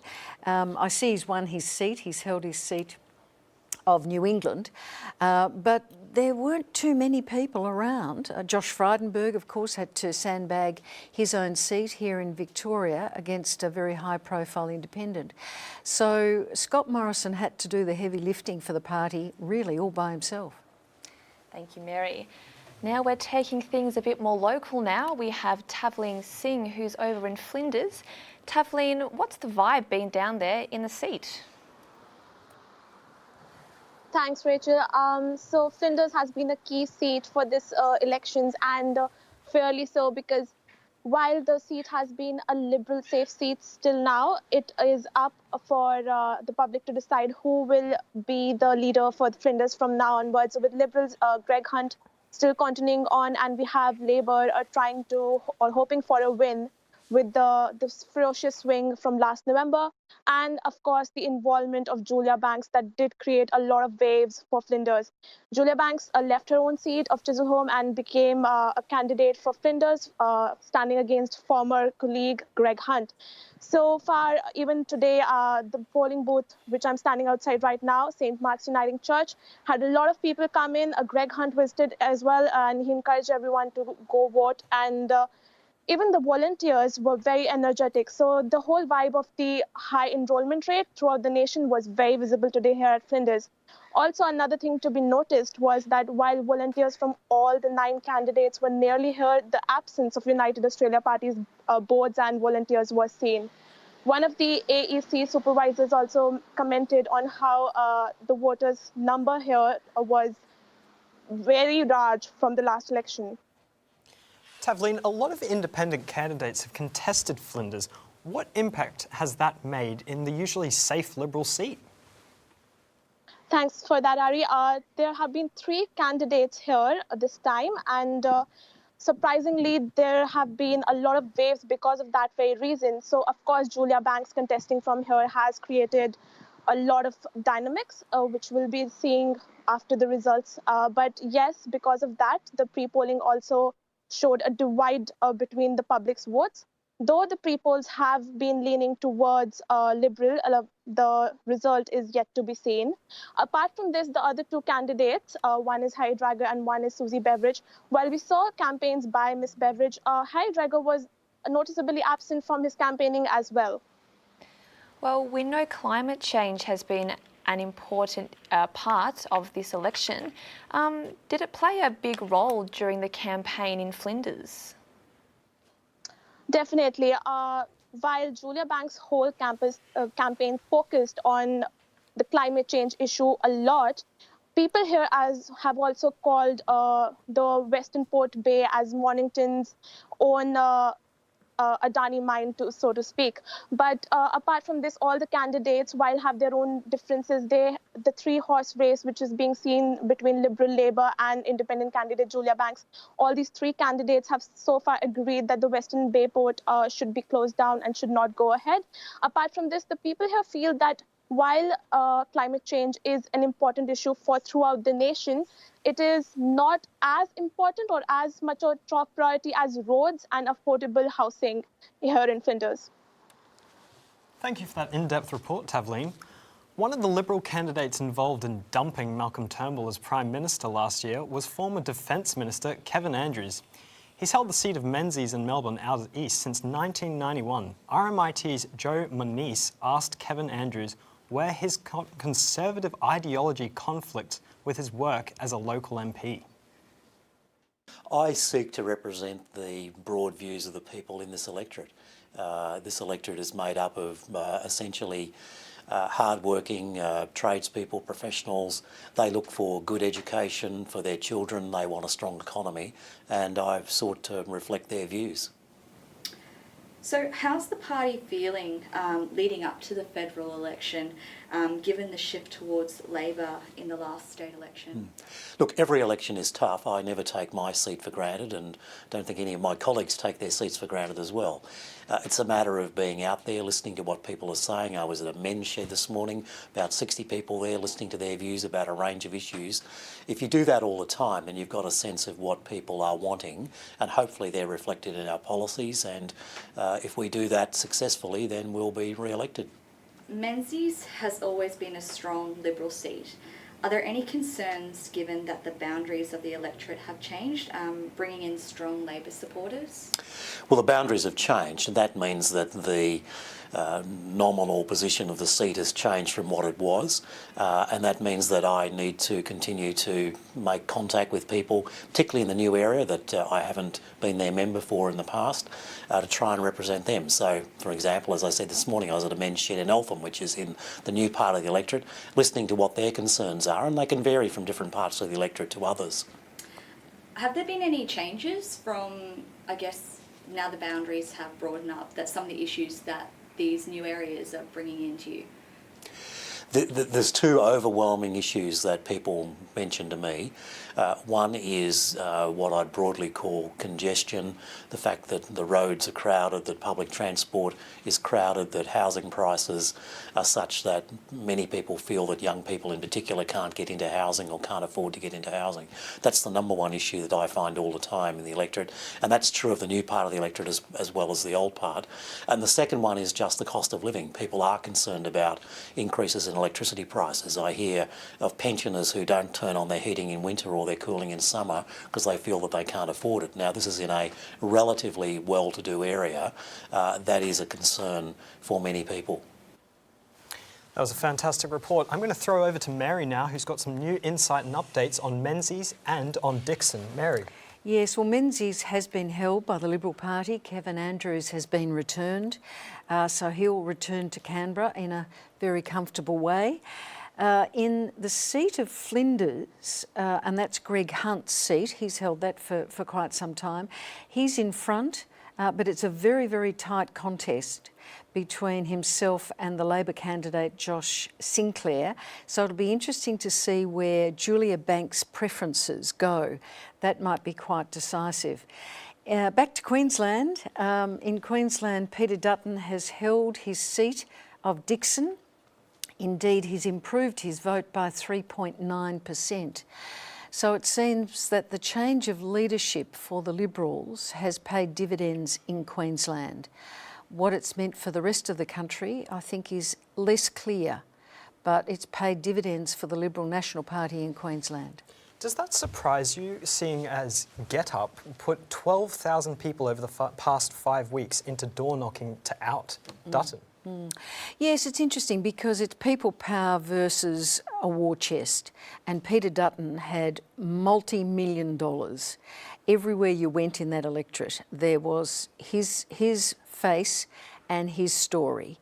And he kept a pretty low profile in terms of interviews, but his presence in terms of the visual presence and the amount of material that was sent because he had a massive war chest. He's a good campaigner. Paul, would you like to weigh on this? Well, at this point, and again, we caution it's early, this election isn't tracking as the polls suggested. For example, at the moment, we're looking at figures that the Liberals have potentially picked up Braddon in Tasmania, Lindsay in New South Wales, Longman in Queensland. Now, if that's the case, unless Labor's going to offset them with victories elsewhere, and I've just checked on some of the latest figures in Victoria, and at the moment they're struggling to pick up seats like Chisholm and Latrobe, it's going to be extraordinarily difficult for Labor to win this election.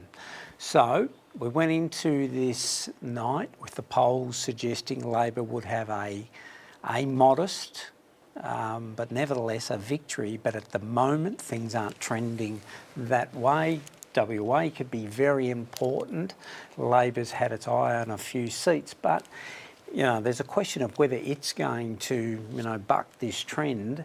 And, I would think there's some anxiety in the Labor camp at the moment looking at these figures at the moment. Thanks, guys. Some great insight there. Now we're going to go back to the south coast of New South Wales, where David Barnett Clement is planted outside the Labor's seat of Gilmore. And David, can you bring us up to speed? What's going on? Yeah, thanks, Ari. There's been huge cheers in the room of late. We have seen a swing towards Labor in the seat of Gilmore, and things are looking up. Initially, the room, the atmosphere was a little bit settled. I think people were a bit cautious about calling things too early, but everyone in the room seems to be quite positive at the moment. Now, the seat of Gilmore has been one of those must-watch seats. What's the feel like in the room down there? I'd say that at the moment, you're really looking at a fingers crossed kind of scenario. I think that the early start of the coalition nationally kind of gave people some cause for concern. But at the moment, we really are seeing a turn in the tide, I think, down here in Gilmore, especially here at the ALP headquarters. There's been lots of cheering of late, and I think people really are expecting things to be on the up. This turn in the tide, you say, is the picture any clearer now? Yeah, I'd say so. So we've seen a swing of 7.6% towards the Labor candidate, Fiona Phillips. And I think that really this has come down to a number of key issues that have really resonated with the people of Gilmore. Climate change has been a real one of them. And I feel like the policy platform that Labor has brought into this campaign has really resonated with residents in Gilmore who are perhaps more exposed to some of the effects of climate change being on the south coast and closer to the ocean than some other parts of Australia. On top of that, I think that the jobs prospects of people here in Gilmore, Labor has promised a lot of money towards funding the Princess Highway development, and I feel like this has really grouped some voters as well. Fantastic, David, and make sure that you make the most of those celebrations, whichever way the party ends up going.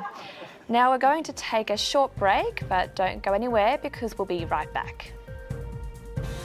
This is Election 2019, with nationwide coverage from journalism students from across Australia.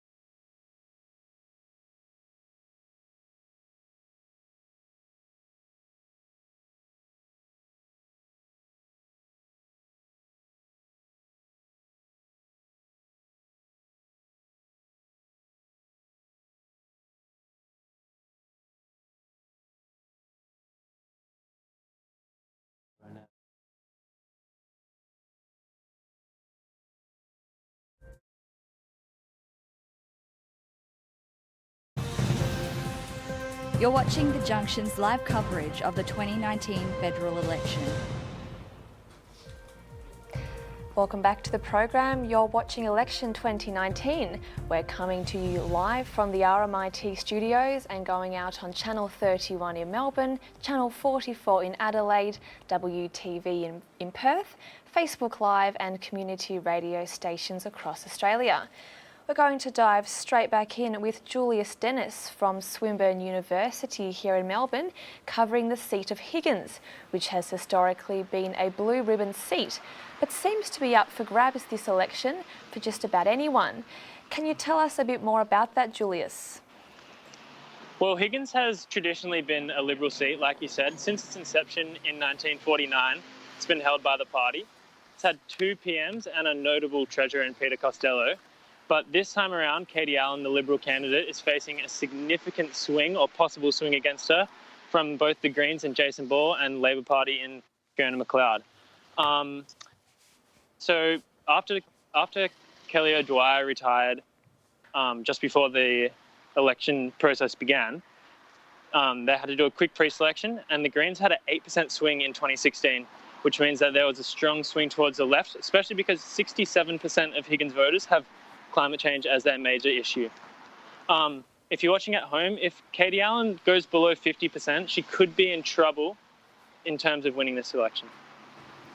So the current candidates are not exactly your average candidates for Higgins. Who are they? No, you're right. In Katie Allen, you've got a very notable paediatrician, very well known in the medical world. For Labor, Fiona McLeod, SC, Senior Counsel, she's led royal commissions. She's led the Australian Bar Association. And for the Greens, Jason Ball, he's a very well-known LGBTQI activist. He's the first openly gay Victorian football player. So, yeah, all of these guys are very high profile. They're actually all here earlier at South Yarra Library to end the day, all right next to each other. Thank you for that, Julius. Now we're going to head to Mary, who has some breaking news. Mary. Well, it's really tight in Higgins. At the moment, as we've just heard, the Liberal candidate Katie Allen is ahead, but it's very tight. It's looking like 52 to 47 to Labor's Fiona McLeod. And as was explained in that terrific package, we are not sure how those preferences are going to fall. But a 7.9% swing to Labor, but it looks as though Katie Allen might hold on depending on those preferences. So it looks as though those key seats that the Liberals needed to sandbag are probably going to hold on. Thanks for that, Mary. We're going to head to the green room now, where Jesse Burns, and we're going to see what he has to say about the seat of Herbert and the Adani mines. Jesse. Yes, thank you, guys. Well, before we go on Herbert, we're just going to touch on some breaking news. Tony Abbott, as predicted, coming in now, it seems as though he may have lost his seat to Zali Steggall. Huge news for the former Prime Minister. Will he be out of Australian politics for the first time in, well, quite some time? It looks as though it might be happening. But now let's turn over to the Queensland seat of Herbert. It was won by Labor MP Cathy O'Toole in 2016 by a mere 37 votes, making it the most marginal seat in the country. As you can see on our graph now, O'Toole had fewer first preference votes than Liberals, but preference managed to get Labor over the line and Toole as well. This election, O'Toole is running against young Queensland over the year, Phil Thompson. How's that for an opponent for the Liberal National Party? There is also a swag of minor party candidates from the United Australian Party to the Greens. The seat covers more than 900 square kilometres and has over 100,000 voters. It includes most of Townsville as well as Magnetic and Palm Islands. One of the major issues driving the debate in the seat has been the proposed Adani coal mine, as we touched on before. Here you can see a Google graph showing trends in the Adani coal mine in the state of Queensland.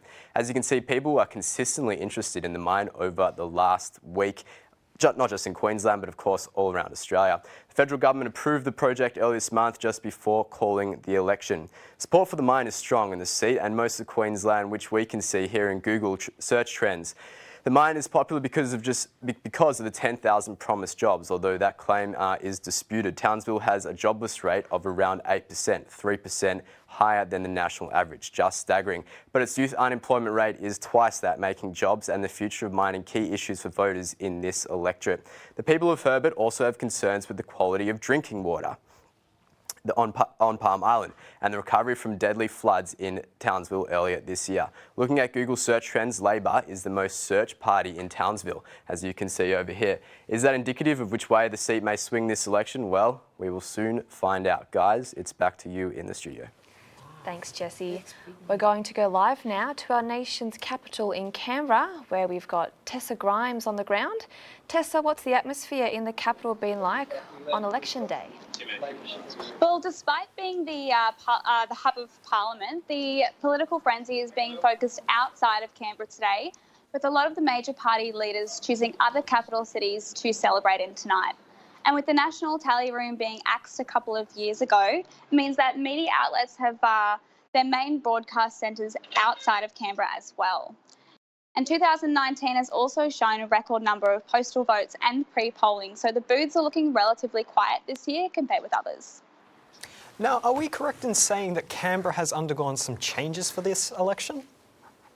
Yes, you'd be correct. The ACT electorates have undergone some redistribution to accommodate the brand new seat of Bean. So this means for the existing electorates of Canberra and Fenner, they'll have a bit of a different look about them this year. The demographics of Canberra in particular have changed, so it will be interesting to see how this affects the voting patterns. Now, this electorate has been a long-standing Labor stronghold.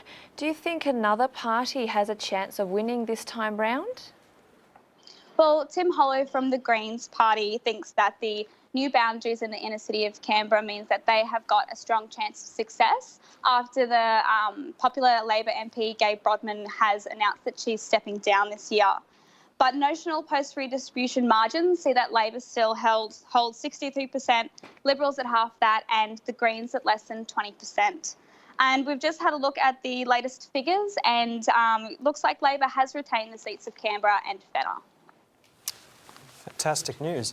What issues have struck a chord with the voters in Canberra? So health and climate change have been really big, really important for the voters of Canberra. With such a big focus on mental health as well in this year's budget, it's been a really big draw card for the voters in the ACT. And in light of all of the school protests on climate change, it's been a really tough issue for candidates to ignore. So a lot of the candidates have been really focusing on this in their campaigns. Well, thanks very much for bringing us the latest from the capital, Tessa. We're going to make our way down to New South Wales and have a quick chat to Claire Sams, who's out there in the seat of Kayla. What's the atmosphere like around there, Claire, and what's the significance of that seat? Well, the ABC has called it, and the Nats will retain the seat of Kayla. Nearly 25% of votes have been counted, and it looks like Andrew G will retain the seat. It's typically a safe national seat with towns like Bathurst, Orange and Lithgow within it. It is a consistent Conservative seat. Andrew G currently holds the seat with a margin of nearly 12%, but a swing to Labor has happened before, but it looks like it won't happen this election again. A wild card in this election is the shooters, fishers and farmers, who will be contesting this seat for the first time in this federal election. So, that will be an interesting one to see how that will play out too. The atmosphere, we've been speaking to some voters down here today. There is still some strong support for G, even though there is a swing away from him. There's some dissatisfaction with the way that the candidates have been focusing on the region, saying they're focusing too much on cities and things like that. The biggest concern for the National Party is the shooters, fishers and farmers contesting the seat. Sam Romano is an avid climate change denier, so the reason for this is their performance in the state election was very strong. The Nats suffered nearly a 40% swing away from them in the state election in the seat of Orange, which is significant. So it will be interesting to see how that will play out for Orange voters in this federal election. Because Orange voters do make up a significant amount of Claire's voters. It looks like G will still retain the seat, but the thing is he will suffer a swing against him because of the shooters, fishers and farmers. So even though he has a large margin of 12% currently, he may actually, that margin may tighten this election. So that's what things are looking like down here. Thanks for that. We're just going to quickly cross to Mary, who's got a quick update for us. Well, we've just heard that Tony Abbott has conceded. The former Prime Minister will leave the Parliament. He's been resoundingly beaten by the independent Castelli Carly Steggall. Also, another independent's done extremely well in New South Wales, in Sydney, and that's Karen Phelps in Wentworth. She won it in the by-election after Prime Minister Malcolm Fraser left the parliament when he lost the leadership.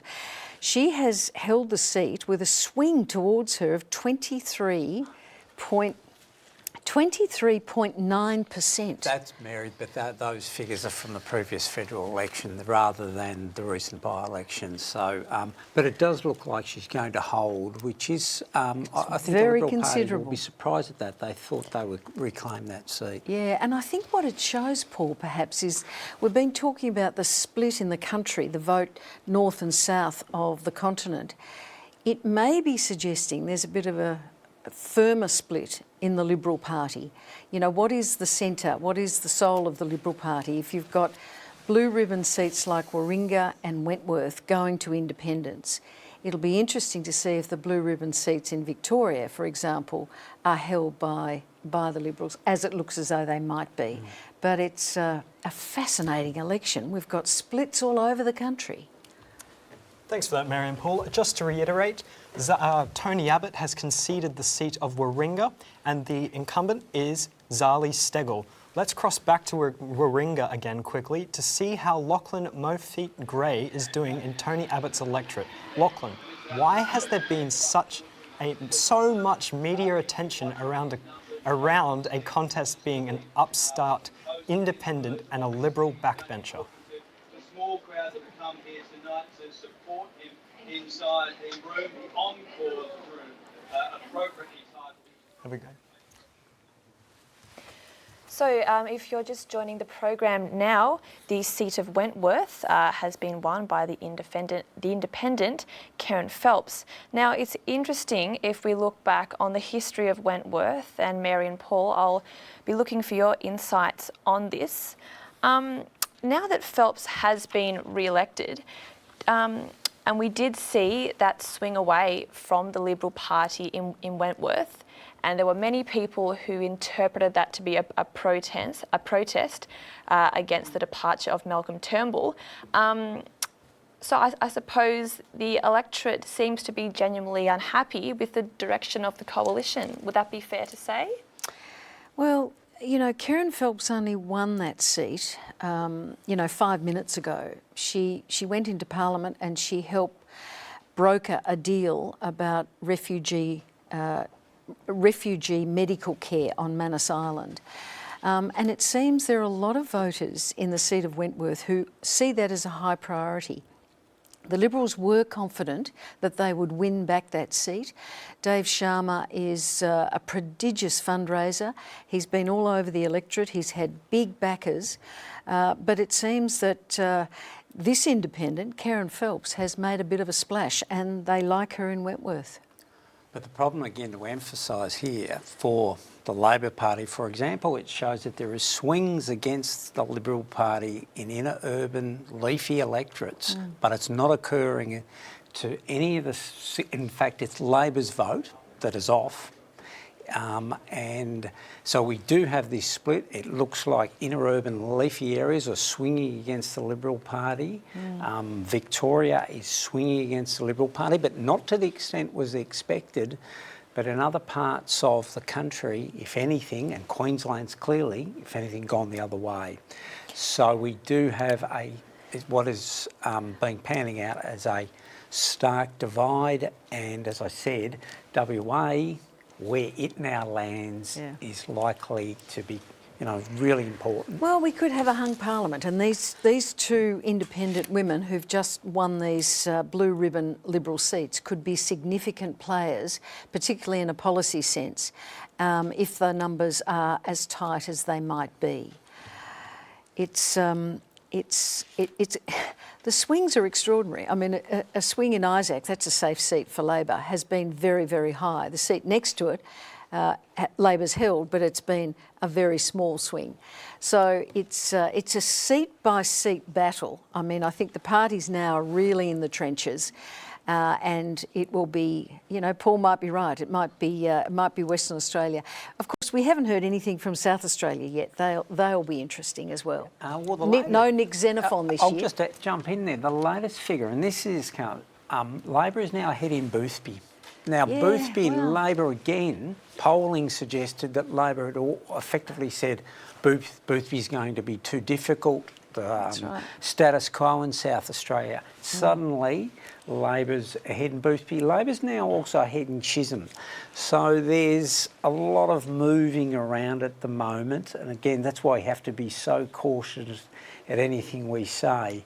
But I still think at the moment what is true is that the election is not panning out according to what the polls suggested. No, because the polls are binary. They're not a predictor. They are how you feel at the moment, and it's usually, you know, is it Bill Shorten or is it Scott Morrison? And of course, when people go into the booth to vote, they vote on so many other issues, and it can vary from almost, you know, well, clearly seat to seat, booth to booth, and that's what we're seeing here. It's a tough election for both sides, quite frankly. Yeah, both their the major primaries are off at the moment. Yep. United Australia Party on about 3.5%. It's looking like the moment. So One Nation's looks like it's got a small swing to it nationally as well. So it's small parties, the micros on the right, which seem to be actually attracting some of that vote. And because their preferences are going to, you know, come back to the coalition, there was estimates of 60%.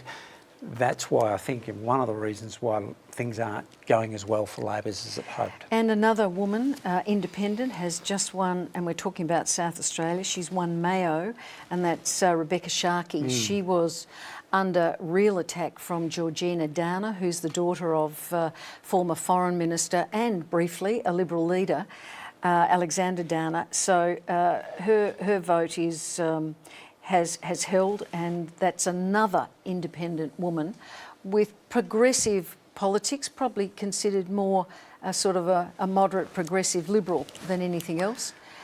So this is... and while we're on the theme of independence again, things are bouncing around. Now Indi's showing that the independents back, Helen Haynes is now back in front. So things are bouncing around a lot at the moment out there.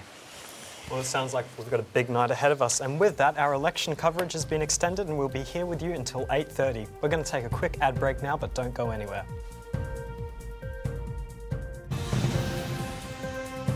You're watching Election 2019, presented by The Junction.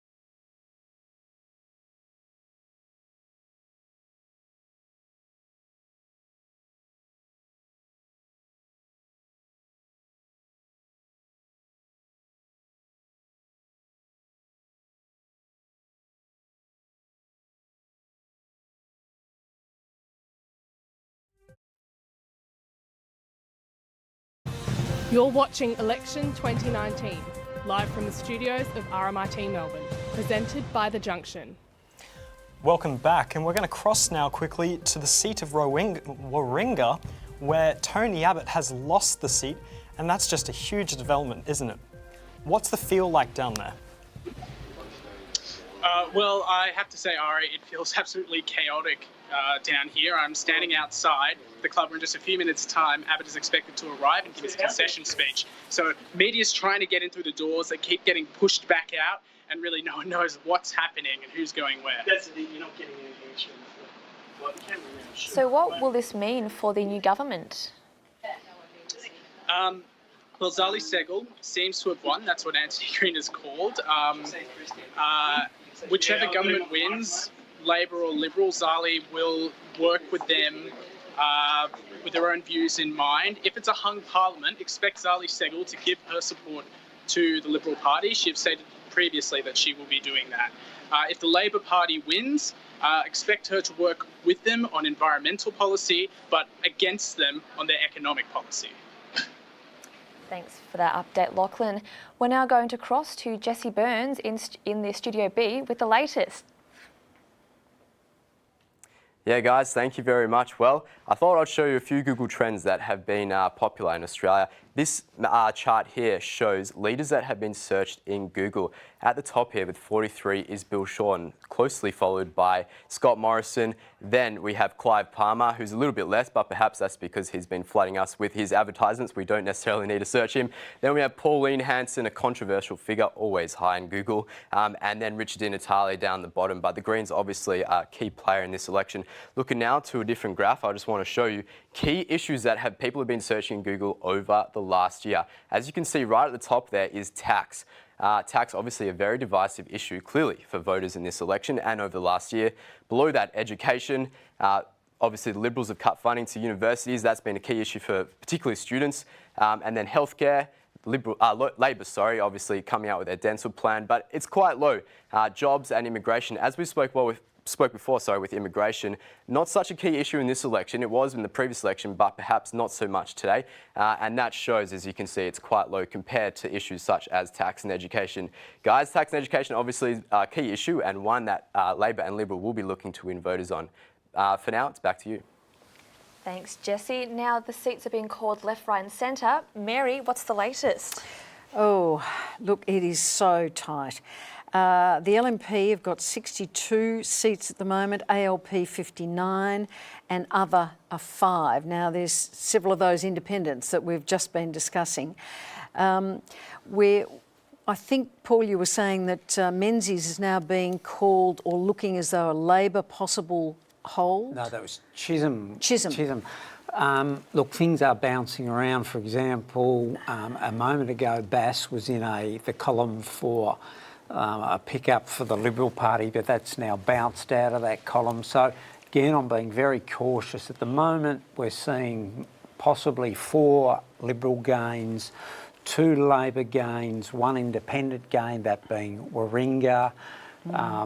So net at the moment, that's about 75 for the coalition. You add in potentially, as we said, Zali Steggall had said that she would side with the Liberal Party. That might get the majority. As I said, what I keep on coming back to at the moment, WA could be absolutely crucial, 2 seats either way. We're looking like we're in again that territory, though, of, mid-70s. Now, you need 76 seats in the expanded House of Representatives of 151, and both sides are at the moment, battling to get there. So it's an intriguing night. I'll just have to bring in the latest update from Diane Beamer has conceded the seat of Lindsay, and we're going to cross now to Joseph Palmer in the electorate. Joseph, what's the latest update? So it's just, we just got the news from Diane Beamer's media liaison that she's going to concede. As you can see, we're here at her makeshift headquarters, if you like. The people, they seem to be kind of, upset, obviously. But yeah, word is that she's about to walk through the door any second soon. We've been hearing that though for the past 2 hours. So yeah.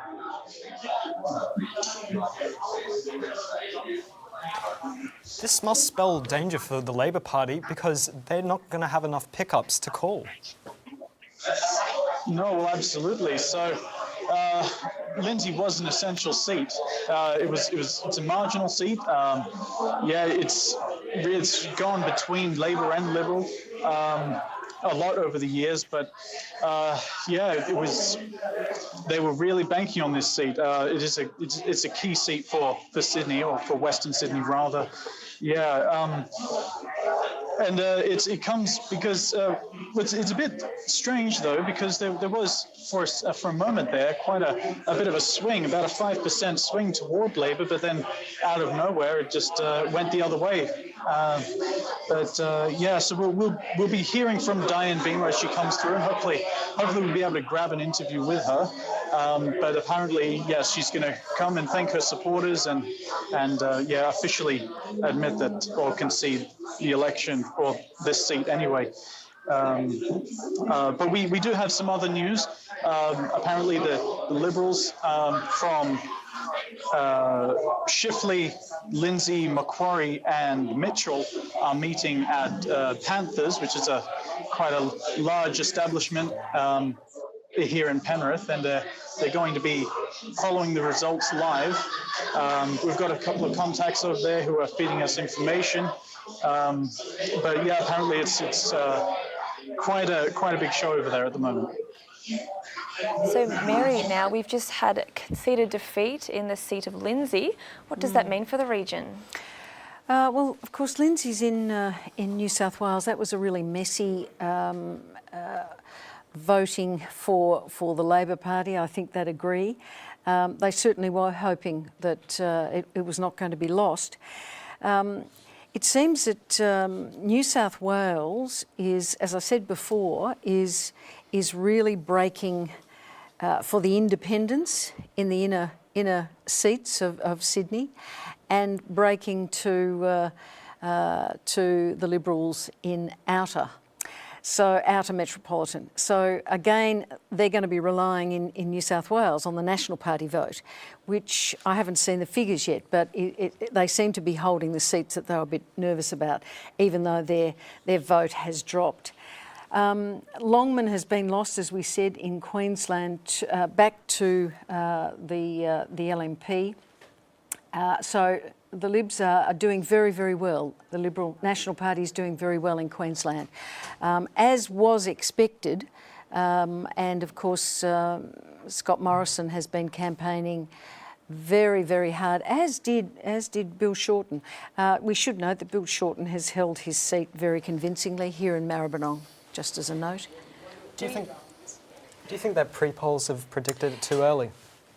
Well, it's interesting that how the pre-polls have been counted, and it's not 9 o'clock yet, so they haven't been counted. This has always been something of a concern as to whether there might be a different pattern in the pre-polls. And I noted Matthew Guy. I think Matthew Guy tweeted this, the former Liberal Party leader in Victoria, saying psephologists who call the election too early, before the pre-polls are incorporated into the vote, are at risk of getting egg on their face. So, again, that's another sort of the wild card of this evening. But one thing I keep on looking at is that Labor's primary vote nationally is stagnant, and they'll be very disappointed about that.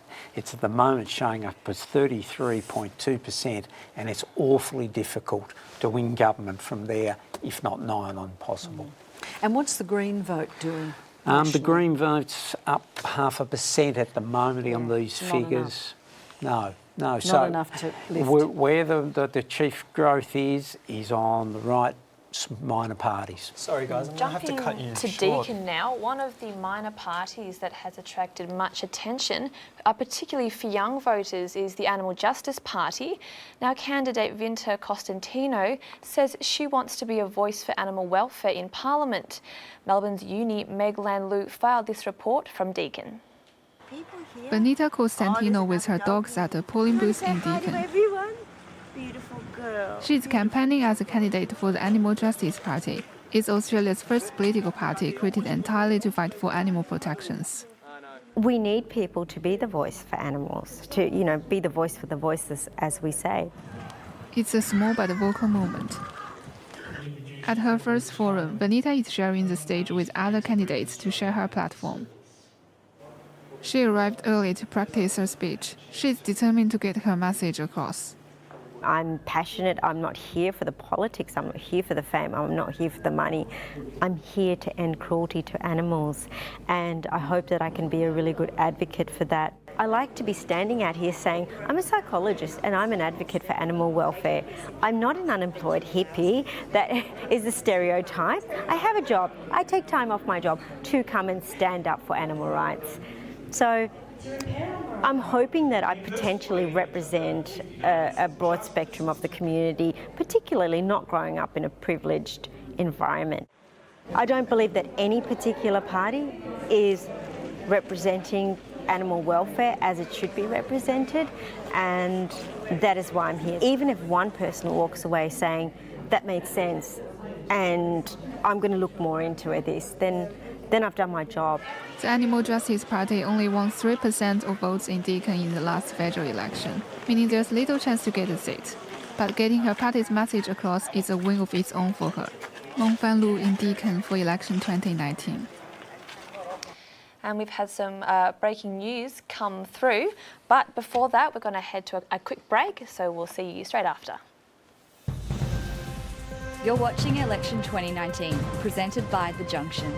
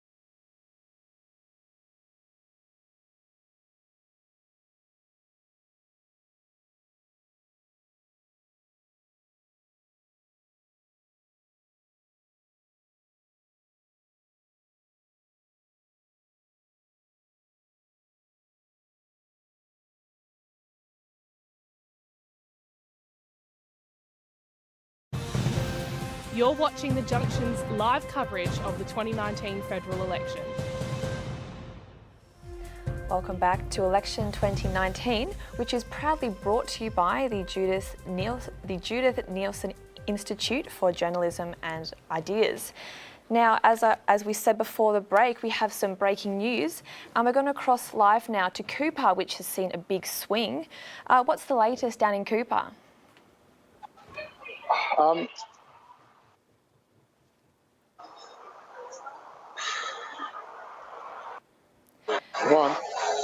We'll take it to Mary. Cooper. Well, as we said, there's been a swing of 5% to Labor. Libby Coker has a 5% lead at the moment over Sarah Henderson. That is, Sarah Henderson has lost 3% of her primary vote, with Libby Coker picking up a 3%.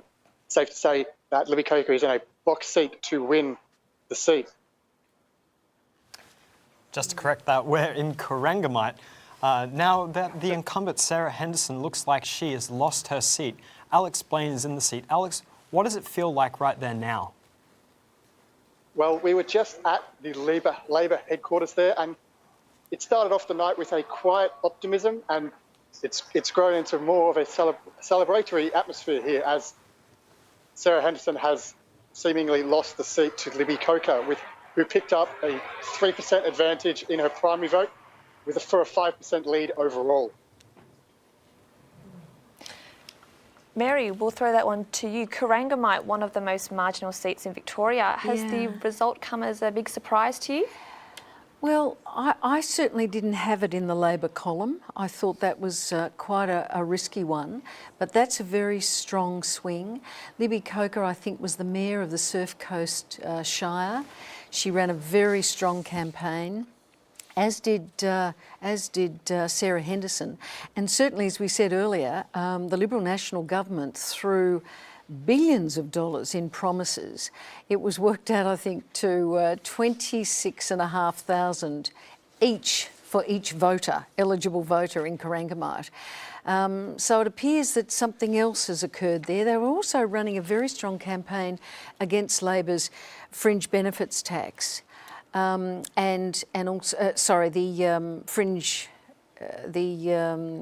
Anyway, it'll come to me, the tax issue. The franking credits is what I was struggling for, the franking credits, because there's quite a few retirees down in that electorate. And certainly Scott Morrison was running the great big tax scare. And so many in the Labor Party thought that there was a big risk that the Libs would hold on to that. So I think Libby Coker's done extremely well. And again, I suggest it might be climate change. It'll be interesting to find out why that result has been so strong for Labor. It's about a 2.5% swing. So Labor will be pleased. It was notionally Labor by, redistribution, a very tiny number of votes. But at another level, of course, it reflects that swing's not quite what Labor was hoping for more generally, and that's the ongoing pattern here tonight. Yeah, I think it's seat by seat, and Sarah Henderson is a very strong candidate, and has been campaigning. She won the seat last time when people wrote her off in 2016.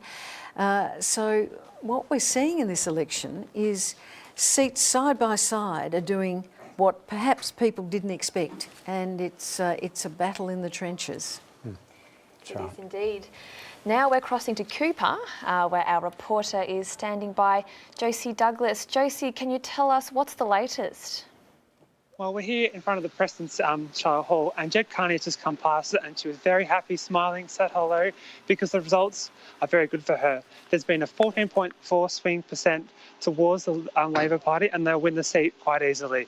In first preferences, they've won over 48% of first preferences, with the Greens only just getting over 20%, which is about a swing of 16% against them. So it's really proved that this area, that what people have been saying, that the Labor Party is really connecting with voters in Cooper.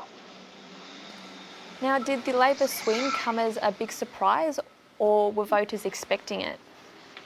Not this big, I don't think. They won the last seat in the by-election last year when the seat was called Batman by 1.3%. So now it's at 14.4%. So that's a massive swing. I think no one expected it to be this big.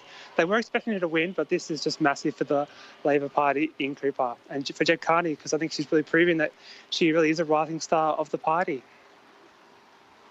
Thanks for that. I'll throw it to the panel now. Paul, do you want to weigh in on this one? I think that is exactly right. She's regarded very highly locally.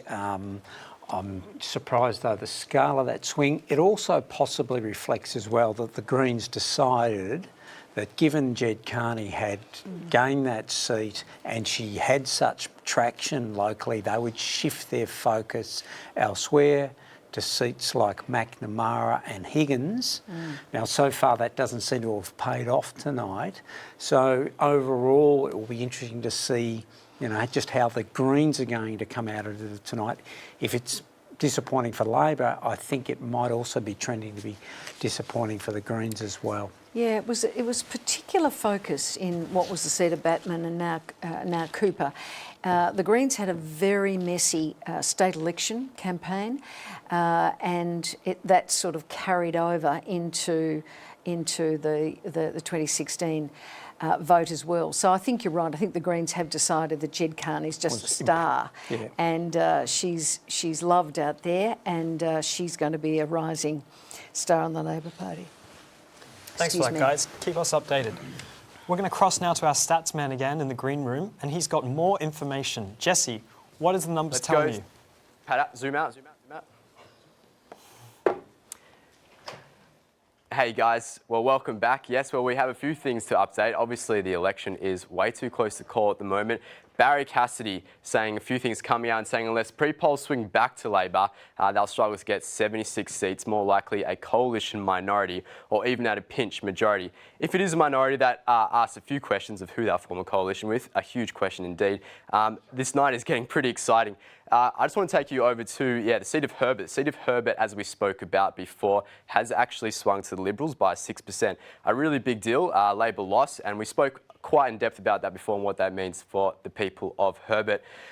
Looking at Tony Abbott as well, he lost his seat obviously for the first time in quite a while. We will no longer be seeing the voice of Tony Abbott. You can look over here, as you can see that it was back in the last election he had a 61% win with opposition at 38%, but this election a major swing to Zali Steggall with 59%. Shame for Tony Abbott, but indeed Zali is going to play a key factor in forming perhaps a majority for the coalition in this election. Guys, that's all for now from the team and I, and we hope to see you soon. Back to you. Thanks, Jesse. Now we cross to Sydney, where Sydney Cameron is currently there in the seat that's currently being held by Tanya Plibersek. Sydney, can you tell us what is the latest down there? Thank you, Rachel. Well, the atmosphere here is buzzing as people have been cheering. As some of the seats have come through, there looks like there's going to be a very strong victory by Tanya Plibersek. Currently, 31% of the votes have been counted for Sydney, with 68% having gone to Tanya. Jackie Munro, the Liberal candidate for Sydney, is in a close second at about 30%. And currently, there's a 3.4% swing to the ALP. There haven't been many election promises made for Sydney, as it's regarded as a very safe Labor seat. However, the Labor's federal policies regarding education are due to affect the seat in quite a dramatic way. Some of the crowd has been cheering quite a lot. The biggest cheer of the night has been when Tony Abbott lost his seat in Warringah. And how do you think this will impact Sydney? So the young population of Sydney, with the median age of 32, is likely to be impacted greatly by some of the Labor promises that have been made, particularly some of the funding that's due to go to universities and TAFEs. And furthermore, Tanya Plibersek has also noted that the standards will be raised, in particular in regards to English standards. Further, the high immigrant population of Sydney, with only 39% of Sydneysiders having been born in Australia, is due to experience quite an impact on the Labor promises in regards to immigration. Labor has pledged to lift the minimum pay rate for foreign temporary workers, and there have also been quite a lot of protests in the Sydney area in regards to refugees and asylum seekers, with the Palm Sunday protest happening in the Sydney electorate. And Labor was a strong supporter of the Medevac laws. However, the coalition has promised to repeal those laws should they be re-elected. Now we'll throw to Mary. Mary, as we've just heard, Tanya Plibersek, she's promised to lift the minimum pay wage for foreign workers. Could this play out in her favour tonight? Well, it's a very strong seat for Labor, and Tanya Plibersek as Deputy Leader is very, very popular right across the country. There was a couple of elections ago, the Greens mounted a bit of a campaign against Tanya in her inner Sydney seat.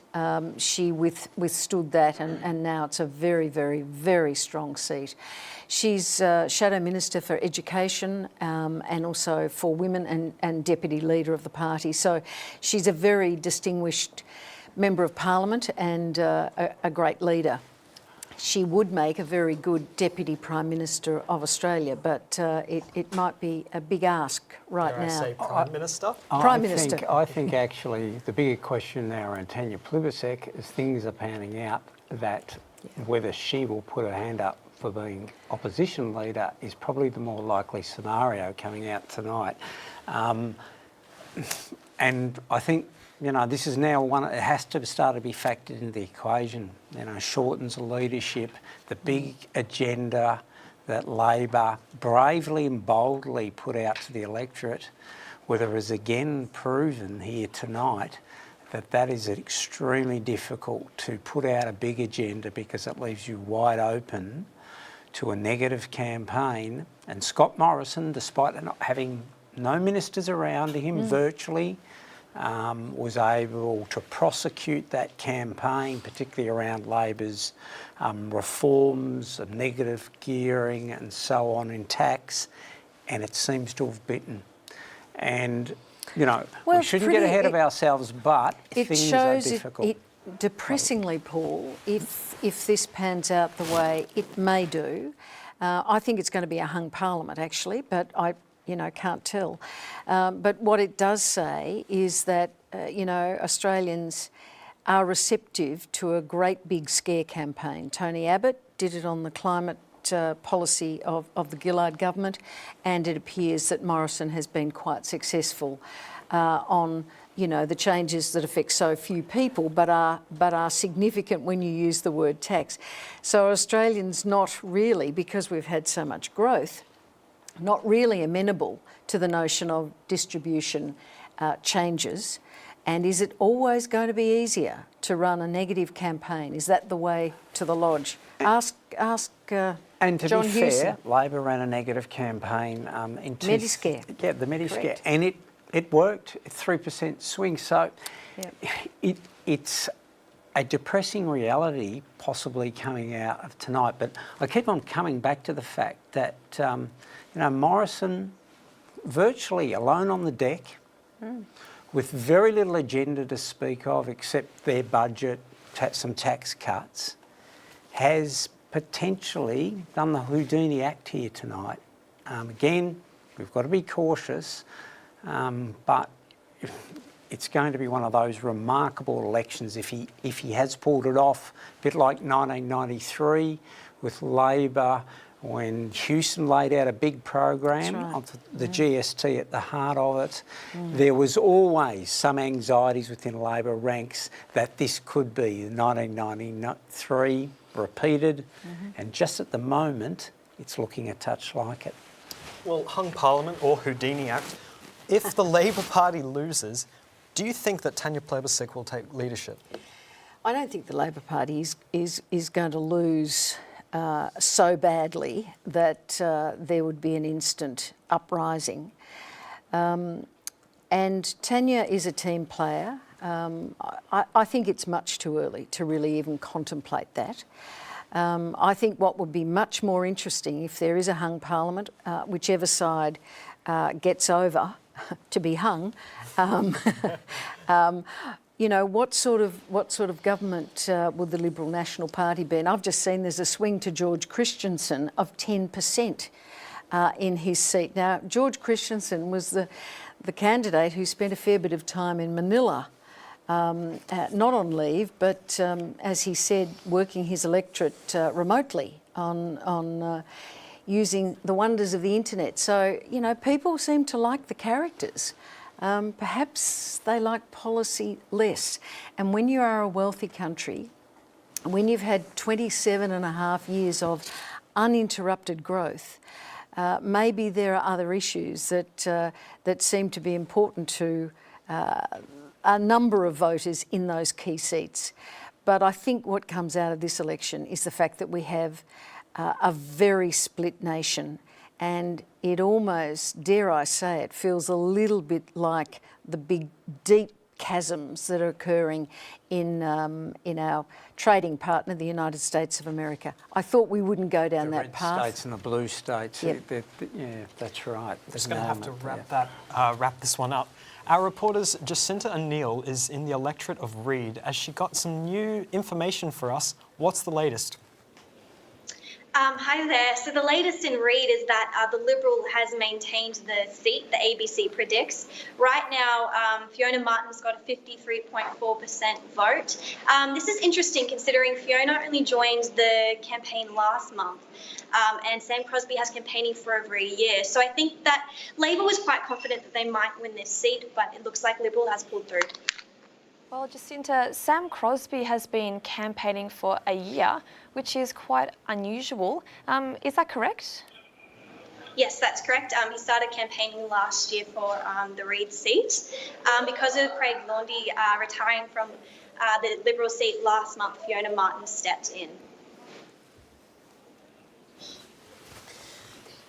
In the seat of Gilmore, we have David Burnett now, and we're going to cross to him. David, what's the latest on your end? Yeah, thanks, Ari. There has been a real change in mood at the moment down here in Gilmore. Looking at the national results, there really has been a bit of a not so great results for Labor, and this is kind of playing into the mood. Although things are looking a little bit sombre here, the hope is still up. Looking at the results of Labor locally here in Gilmore, the results are strong. Fiona Phillips is probably going to take this seat. So while people are perhaps taking their wins where they can, looking at Australia nationwide, the mood has subdued quite a bit. But I guess people are just kind of biding their time as we start counting the votes across the west of the nation. Thanks for that. We'll be taking a quick ad break now, but don't go away. We'll be back right away. This is Election 2019, with nationwide coverage from journalism students from across Australia.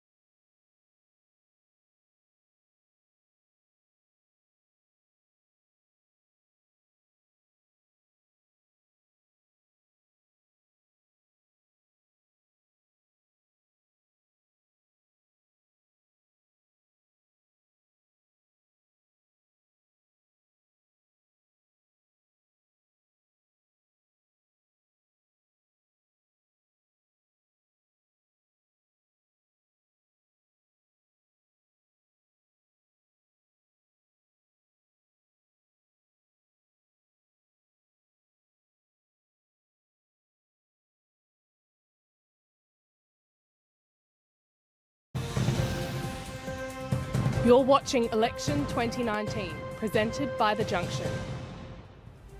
Welcome back. Now we're going to cross live to Warringah now, where the seat has just been called. What's the latest down there? Well, I'm standing here inside the Manly Leagues Club. They've finally let the media in, and behind me, Tony Abbott is just coming out of the room where he gave his conciliatory losing speech. It was a very positive speech. He thanked the people of Warringah, he thanked people who have worked hard to move the election, and he said a Liberal National Government can still win, even though he lost. What's the atmosphere like down there? I think it's an atmosphere of Auld Lang Syne. I feel like people are sad to see Tony go, but there's a little bit of positivity because the Liberal National Government could win, and I feel like everyone feels like they gave their best in this campaign. They fought really, really hard. Ultimately, it wasn't enough to save Tony, but they gave it a good shot. We'll cross now to some more seats, but first we'll have a quick discussion on the panel. The seat of Kooyong has just been called. Kooyong, a traditionally safe Liberal seat in the eastern suburbs, safe by a margin of 12.8%, currently held by Treasurer Josh Frydenberg since 2010. Mary, will Josh Frydenberg hold his seat? Oh yes, Josh Frydenberg, the Treasurer of Australia, has held his seat. He's lost a little bit of skin, and of course that's probably the reason why he wasn't campaigning all over the country, as you would normally expect a Treasurer to do. He had to work very hard to make sure that the people of Kooyong retained support of him. It's interesting that Labor has done quite well. There's a swing of 7.2%, but some of that would have gone to the Greens candidate. That's against the Liberal Party. So some of that would have gone to a very high-profile Greens candidate. How monumental is this win for Josh Frydenberg? We know in the Victorian election there were surprising swings against the Liberals in the region, with 3 of the 4 seats swinging to Labor. Well, I think people got a bit ahead of themselves actually, and thought because Dan Andrews and the Labor team in Victoria had a very convincing win right across the state, that they started to feel perhaps that they could replicate that in some of these blue chip Liberal seats. I mean, Kooyong has been held by Prime Ministers and Foreign Ministers for the Liberal Party, you know, ever since its beginning, I think. So it was a very big ask. And of course what happened is the progressive or the anti-Liberal vote, if you like, was split between the very high profile Greens candidate and the Labor candidate. So I think Josh Frydenberg has worked well, and he's held on to that seat.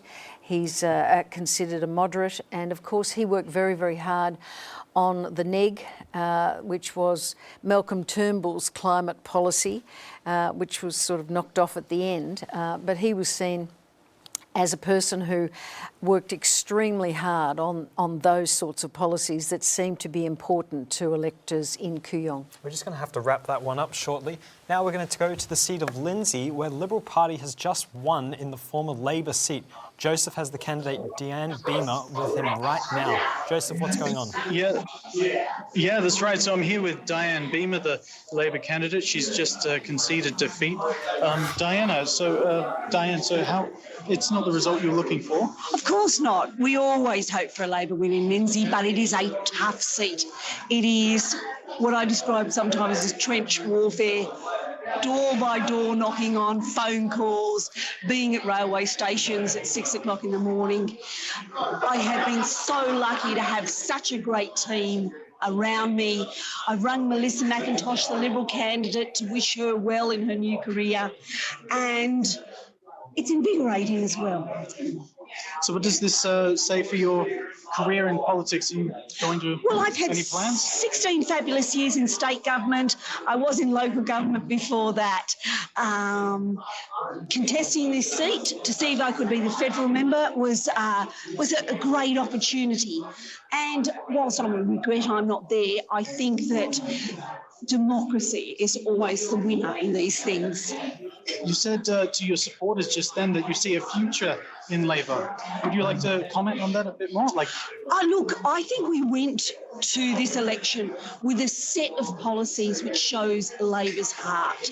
The way in which we wanted to do things for cancer sufferers, for lower paid workers, for childcare workers, bringing back penalty rates. The way we wanted TAFE courses so there were young people had a better opportunity to learn a trade. We went there with a comprehensive set of policies which did include tax, and I feel proud of those. They are part of Labor. We're going to have to regroup and rethink, but you do that after every election. So it's not the result we were looking for, but how do you think it bodes for Labor overall this election? I mean, there's still plenty of seats to come. I must admit, there's plenty of seats to come. I've hardly kept up with the news of what's happening nationally. Once I get on top of that, I'll be able to comment better. I think we fought a great fight nationally, and I'm proud of the Labor team. So why do you think Labor can't make headway in Queensland? I've spent the last 6 months in Lindsay working away to try and win this seat. What happens in other states, what's happening in Victoria, New South Wales, and the rest of Queensland, the rest of the country, at this stage I'm really in the dark about. We've been looking at how our booths are coming in and all of that.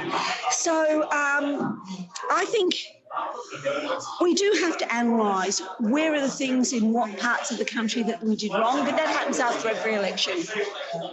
Okay, well, thank you very much for giving us this interview. It's really appreciated. You're welcome, and keep well. No worries. Thank you very much. Thank you. So there we are, Diane Beamer, the Labor candidate for Lindsay. She just conceded defeat. So that means Lindsay, the extremely marginal Western Sydney seat, is now in Liberal hands. Brilliant. Thanks for that, Joseph. To Western Australia now, and the electorate of Haslett, Kate Purnell is there for us. What seats do the Labor Party need now if they are to have a chance of forming a government? Yes, well, as it has become very tight, the Labor Party are going to need to gain Hasluck, which the Liberals hold with a 2.1% margin. They will need to regain Cowan, which they hold by a 0.7% margin. Swan will be ideal, which the Liberals hold at 3.6%. And Canning, which is held by 6.8% for the Liberals, and Perth, which is currently held by Labor, they'll need to retain that one, which they have on a 3.3% margin. Thanks for the update, Kate. We're going to go to a quick ad break now, but we'll be back very shortly. You're watching The Junction's live coverage of the 2019 federal election.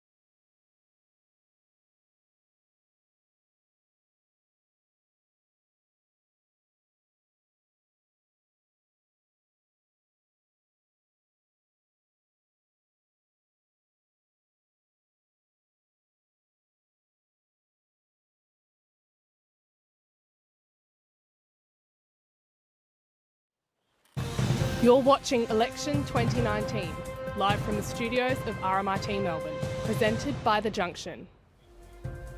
Welcome back. We'll cross to the panel now. Mary, we'll start with you. Your final thoughts and predictions. I'll never take any notice of opinion polls. They mean absolutely nothing. Australians are independent thinkers and they're going to decide when they go into the polling booth how they're going to vote. My other thought is this is going to be a long, nervous night for both major parties. Paul, what are your thoughts on that? My thoughts, we came in tonight, the narrative had been late that there was a narrow path for the coalition, the whole government. As we stand at a few minutes to 9, there's a very narrow path now to Labor to form government. Everything's got to go right in WA. They've got to maybe gain Boothby in South Australia. It looks like the polls have been inverted. It was 51.5 to Labor, and it looks like, if anything, it's 51.5 to the coalition on the figures, and Labor's primary vote has just been too low. Western Australia, well, 1.4% counted, you know, they've literally counted about 3 votes. But in Curtin, the new candidate there, Celia Hammond, is fairly strongly in front, although that should be quite tight. And in Cowan, Labor's Anne Ali is in front of the Liberal candidate, but again, only 1.8% counted, and it doesn't mean much. But there, Celia Hammond is replacing, I think, Julie Bishop, so that's a seat to watch. Fantastic. Mary, what have been your thoughts on how parties have run their campaigns during the election? Well, it's been chalk and cheese. You've had Scott Morrison, Prime Minister, running a very presidential campaign. No ministers much in sight except for Josh Frydenberg, the Treasurer, on sort of key matters, economic matters. And you've had Labor, which has run a very collectivist approach. The difference also is chalk and cheese between the Liberal National parties with policies that were seen as the budget, and infrastructure, but not much after that. Mary, sorry, I'm going to have to cut you short on that one. We'll have to come to the end of our program now, unfortunately. We'd like to say a big thank you to everyone that's been involved, the countless universities and the students from the Junction, the Judith Neilson Institute for Journalism, our guests, Mary Delahunty, thank you so much, and Paul Strangio, thank you. It's been our pleasure. My name is Ari Bulbo-Ness. And I'm Rachel Merritt, and you've been watching Election 2019, coming to you live from the studios of RMIT in Melbourne. Thanks for joining us and have a good night.